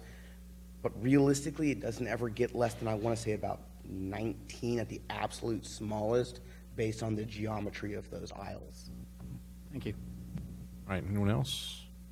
Mr. Edwards? Mr. Mayor, I'd like to make a motion that we approve ordinance number 18S03. I wish we were doing it for a final Second. reading. I have a motion from Mr. Edwards, a second from Mr. Gutierrez. Any other comments or questions from council? Sorry, it wasn't set for an emergency. I'll call for a vote. Aye. Aye. Aye. Aye. Aye. Aye. Aye. 7 ayes, no nays. The motion carries. Next item that we have on the list is item number 9, ordinance 18S04. An ordinance by the City Council of the City of Schertz, Texas, amending Part 3 Schertz Code of Ordinances, the Unified Development Code, or UDC, update Director of Development Services, and to remove Development Services Department, repealing all ordinances or parts of ordinances in conflict with this ordinance, providing a severability clause, and providing an effective date. Okay, I'll try to keep this one a little shorter. So in January 2016, the Development Services Department was renamed Planning and Community Development Department. Okay. With this change, the Director of Development Services, that position, Lisa, was retitled to Director of Planning and Community Development. Although this name change was previously completed, there's still many references within the UDC that say Director of Development Services and Development Services Department Development Manual. Say that a couple times. This proposed change is to alter all of the call-outs of Director of Development Services to City Manager or his/her designee. The proposal to do this is to eliminate any future need for future amendments if departments go through another reorganization or name change. And then recently, with the adopted UDC Article 1 amendment, a definition for development manual was incorporated. Since there's a specific definition for this manual now, we are proposing to change all of the Development Services Department Development Manual to Development Manual. So these next couple slides, these are just all the changes. Essentially, we're not making any real code changes. It's just who would be hearing the items, and then changing the name of the Development Manual. So this was heard at the Planning and Zoning Commission on December 13th, and they offered a unanimous recommendation of approval, and staff is also making a recommendation of approval. All right, very good. And because this affects our UDC, this is also on for a public hearing. So at this time, we'll open the public hearing. Anybody opposed to the name changes or in favor of the name changes that wants to address the council? Doesn't look like I have any takers. I'm going to close the public hearing. Open it up to council. Council, any questions on this one? Mr. Mayor, Mr. Larson. I move that we approve ordinance number 18S04. Second. I have a motion from Mr. Larson, a second from Mr. Gutierrez. Any other comments or questions from council? Hearing none, I'll call for a vote. Aye. Aye. Aye. Aye. Aye. Aye. We have 7 ayes and no nays. The motion carries. Thank you very much. Thank you. All right, next item we have on the agenda this evening is item number 10, Resolution 18R05, a resolution by the City Council of the City of Schertz, Texas, accepting the semi-annual reports with respect to the progress of the capital improvements plan and other matters in connection therewith. Mr. Walters. Good evening again. Let me bring up the...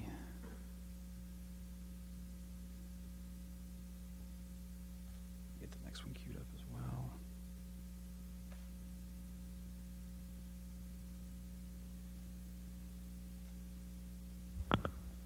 All right, what we have is the semi-annual capital impact fee report. We actually have 2 of them for you tonight, so this is the entire year of 2016-17 fiscal year. These reports are required to be presented to the Capital Improvement Advisory Committee, or CIAC, semi-annually and reviewed by them and approved and recommended to council for final adoption. So what we show you here is from the summary of October 1st, 2016 to March 31st, 2017. You see the impact fee balance for water, water and sewer. You see the amount that came in during those 6 months in revenue versus from impact fees, interest, investment income. Then we list out individual expenses directly to each of the funds. So you have auditor accounting and investment management fees.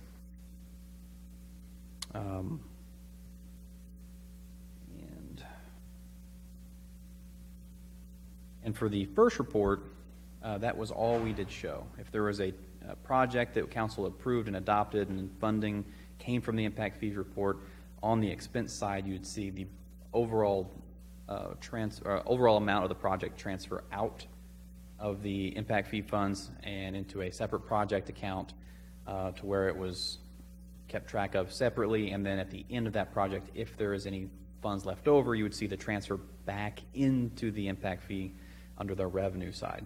So there was an area that was missing previously, and the board requested that we make some improvements to the report going forward. So on the second report from April 1st, 2017 to September 30th, 2017, we show the allocated impact fee balance. So this is the amount we've already taken out of the impact fees. We're no longer reported on the old report schedule. And you see the net change in allocated, so how much we've actually expensed on the active projects with an ending allocated fee balance. Below that, you'll have the beginning unallocated impact fee balance was the same amount we showed on the previous report. And then any revenues we brought in and impact fees, interest, or investments, and any expenses directly to the fund. This is the auditors were only in the beginning of the year. The only expense in the second half was the investment management fee. And then you have a total unallocated impact fee balance. Another addition we added to this front page was the estimated cost of unfunded projects. So the impact fee report lists out a bunch of projects that these impact fees are supposed to cover either fully or partially. And this is the current estimated cost of future projects that have not been initiated yet out of the impact fees. Covering Corbett Ground Storage Tank, the Northeast Quad Distribution Mains, impact fee study update, the Crossvine batch plant expansion, the Cibolo West trunk line, and the other half of the impact fee study. So you see the total unfunded, so the amount we need to take in or find funding for, and then unfunded projects to ending unallocated fee balance. So we have just under $5 million in water. We need about 6, so we're still looking for about 1.5 million. On the sewer side, we have about 5.6 unallocated. We need about 9.4, so that's about $3.8 million we still need to bring in or provide additional funding for. So the negative unfunded projects will either be funded through future revenues on impact fees or through a other revenue source such as a debt issuance or from the operation fund balances. For future impact fees. Yes. Then we went on and broke that report down and gave additional information as well. So this report, so the impact fees a 10-year, or the impact fees are about a 10-year range where the project should be collected and completed within, or at least started within 10 years. So in the top of the water project list, we have the title as it was put in the capital improvements program. So if you look at the actual document, this is the name you'll reference in the document. So these are getting a little old. They also have the original cost estimate as presented in the original document. We also have a current project designation, so as projects grow and evolve over time, we end up giving them different names. It's not always easy to look back at the original document and see where it's coming from. So we had the current project designation here and the current cost estimate.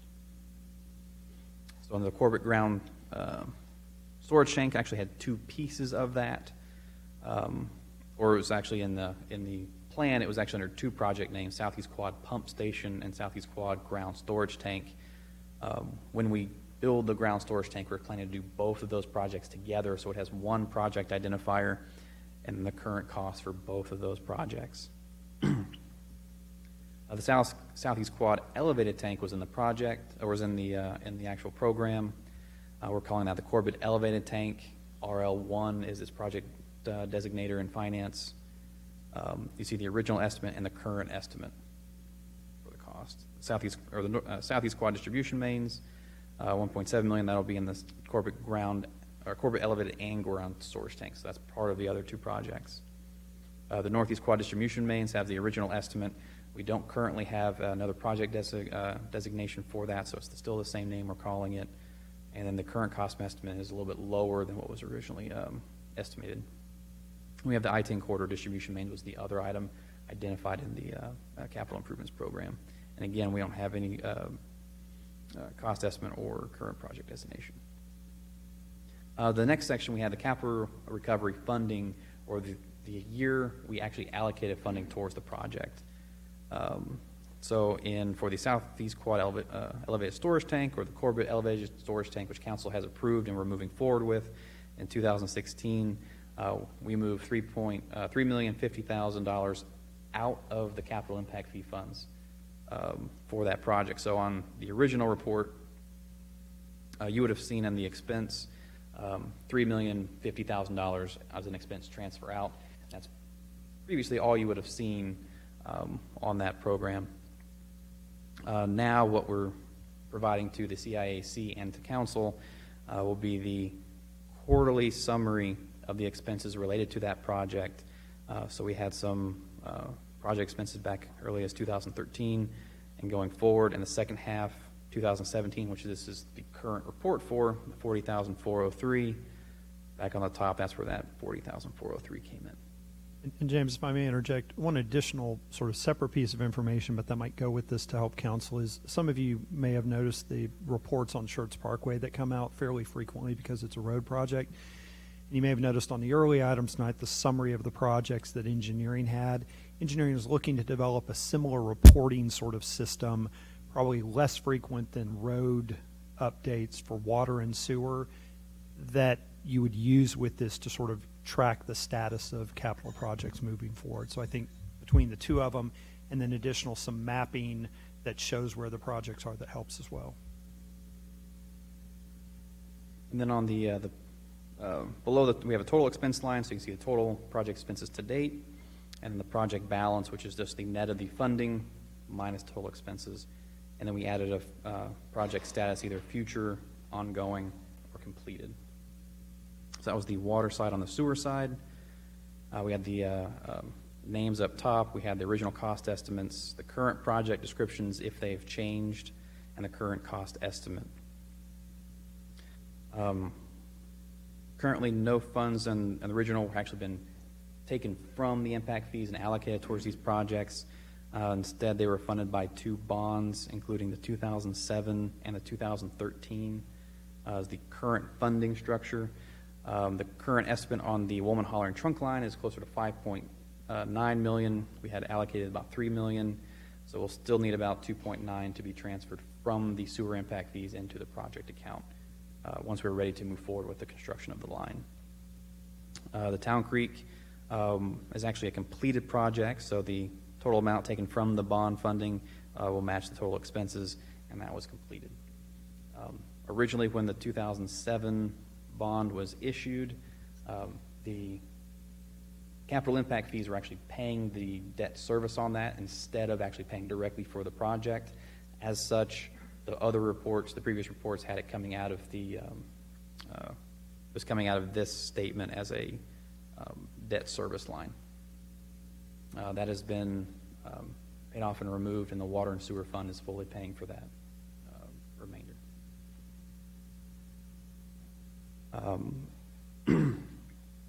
And with these changes to the reports, the committee thought that these were much easier to see the current status of all the projects, as well as the current expenses for each of the projects, and where we sat relative to the original plan. That's why. Very good. Council questions? Dr. Kaiser? Just a quick question. Where you have the negative unfunded projects to be funded by future revenues or through other sources, what are the other sources you're referencing? It could be a debt issuance, or it could be operation fund balance from the water and sewer fund. So, or to be very clear, we could hold off and continue collecting impact fees and pay it. To just be clear, maybe we'll have, could be we just sort of wait, or when we update the study, the amount. Okay, thank you. Anyone else? Dr. Scagliola? Just a quick question. How often do we actually collect more in impact fees than the project actually costs? How often does that happen, or do we do a pretty good job of hitting it? So if your question is our fee amount so high that we collect more money than we need to pay for the projects, we have not found that to be the case. What I would say is where we come in under, it's likely that the scope of the project may have reduced a bit. But for example, as just a bit of a heads up, I think the Woman Hollering Creek line will come in at a fairly higher amount than is the case. So yeah, we have not found it to be the case that we are charging more than we need to. The struggle is that we have to tap other sources to pay for this. I understand. Keep in mind, these fees, just as a matter, these are the city fees. So when a project comes in for water and sewer, typically if it's CCMA and SHLGC in the service area, they pay a portion of impact fee to those entities and then the city as well. So the report we give you is just the city monies collected, and then they would report to their board the monies collected through their system. So you're getting a partial view of what it costs to development for the city element. That's really good information. You know, a lot of times I hear that our fees are way too high. They're astronomical. They're this, they're that, and you know, I don't know if I should believe them or not. Well, chances are I shouldn't believe them because they seem to be on target more often than not. I will say this: the fees to construct here, the impact fees, are high. Okay. When we come back with roadway, I think we heard some commentary. We'll probably walk you through, and Lisa's not here. I've got the number written down. But, you know, developers are probably paying on a single-family home.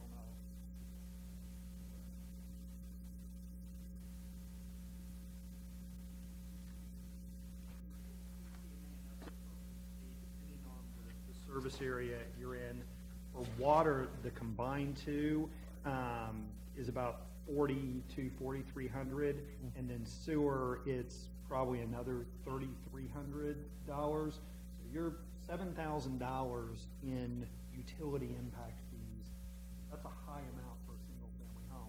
The flip side is that stuff is just very expensive to provide for, and again, that's some of the policy discussion we're going to have is how we do that. I think it's a fair assessment that, yeah, they're high. This stuff's just expensive. Exactly. Thank you. Anyone else? Mr. Larson? I want to clarify.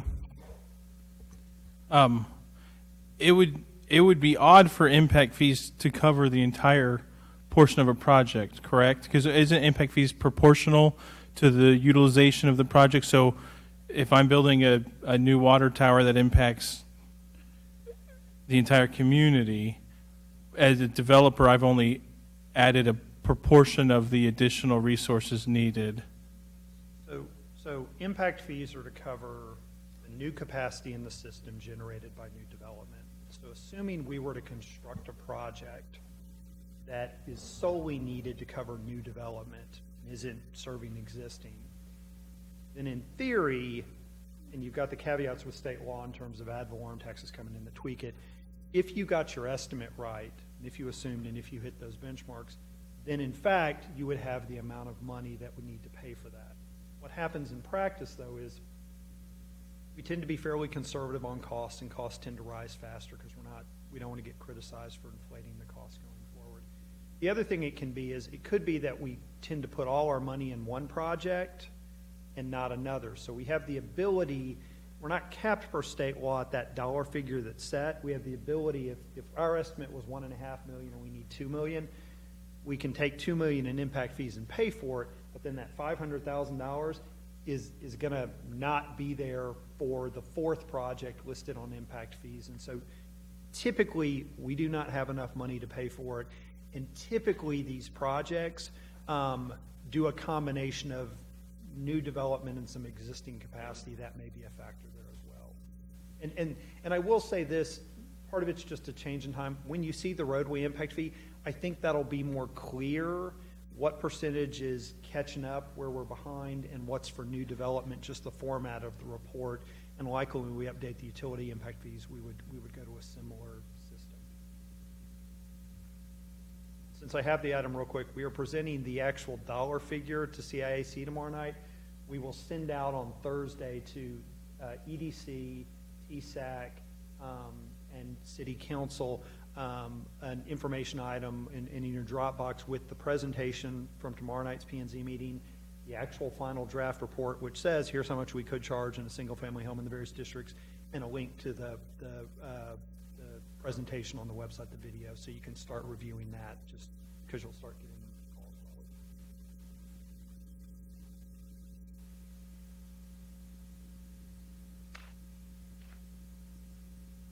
You good? All right, anyone else? Move from the chair that we approve Resolution 18R05. Second. Dr. I got a motion from the chair and a second from Dr. Scagliola. Any other comments or questions from council? Hearing none, I'll call for a vote. Aye. Aye. Aye. Aye. Aye. Aye. Aye. 7 ayes, no nays. The motion carries. Next item on the list, roll call vote confirmation.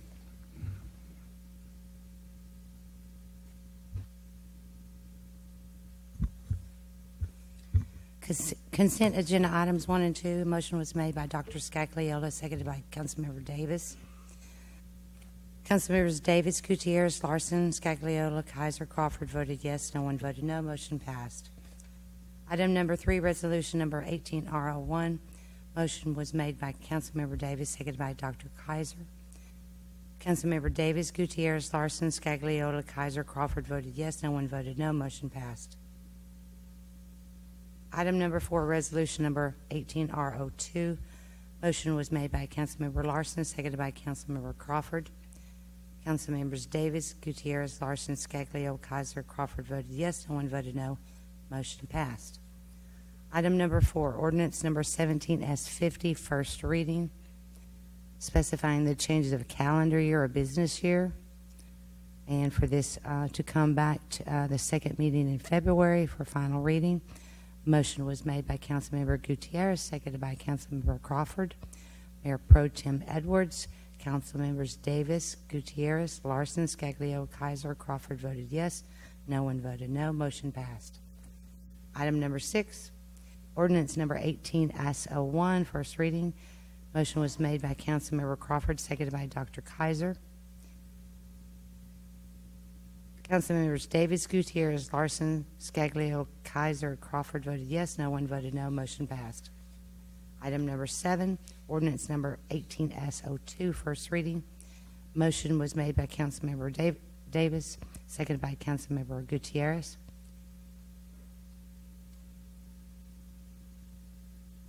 Councilmembers Davis, Gutierrez, Scagliola, Kaiser, Crawford voted yes. No one voted no. Motion passed. Item number 8, ordinance number 18S03, first reading. Motion was made Motion was made by Mayor Pro Tem Edwards, seconded by Councilmember Gutierrez. Mayor Pro Tem Edwards, Councilmembers Davis, Gutierrez, Larson, Scaglio, Kaiser, Crawford voted yes. No one voted no. Motion passed. Item number 9, ordinance number 18S04, first reading. Motion was made by Councilmember Larson, seconded by Councilmember Gutierrez. Mayor Pro Tem Edwards, Councilmembers Davis, Gutierrez, Larson, Scagliola, Kaiser, Crawford voted yes. No one voted no. Motion passed.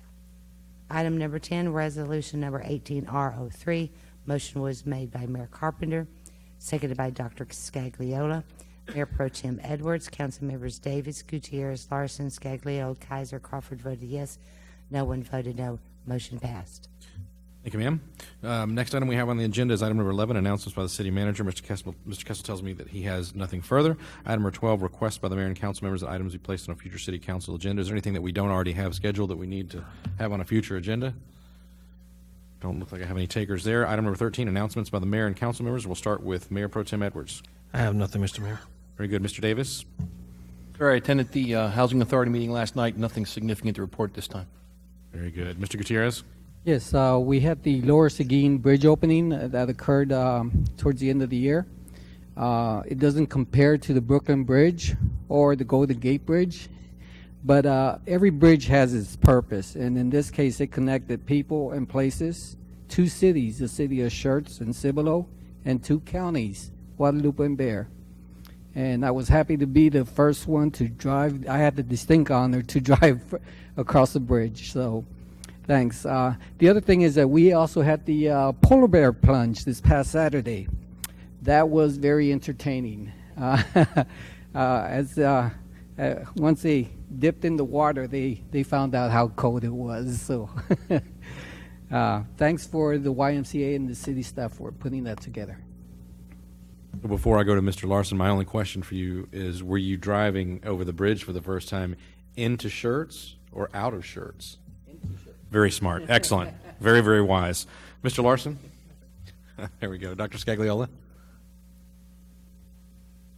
I was reading through the emails, and I see that TML is offering a webinar on social media. I'd like to sign up for it. It's the 31st. You need to register for it, but if we get a computer in one of our conference rooms, anybody who's interested could actually watch the video presentations on the 31st from 10:30 to 11:30.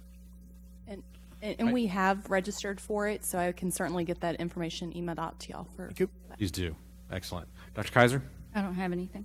Mr. Crawford? Nothing, sir. Nothing for me either this evening, so if there's nothing else from staff or from council, then we stand adjourned.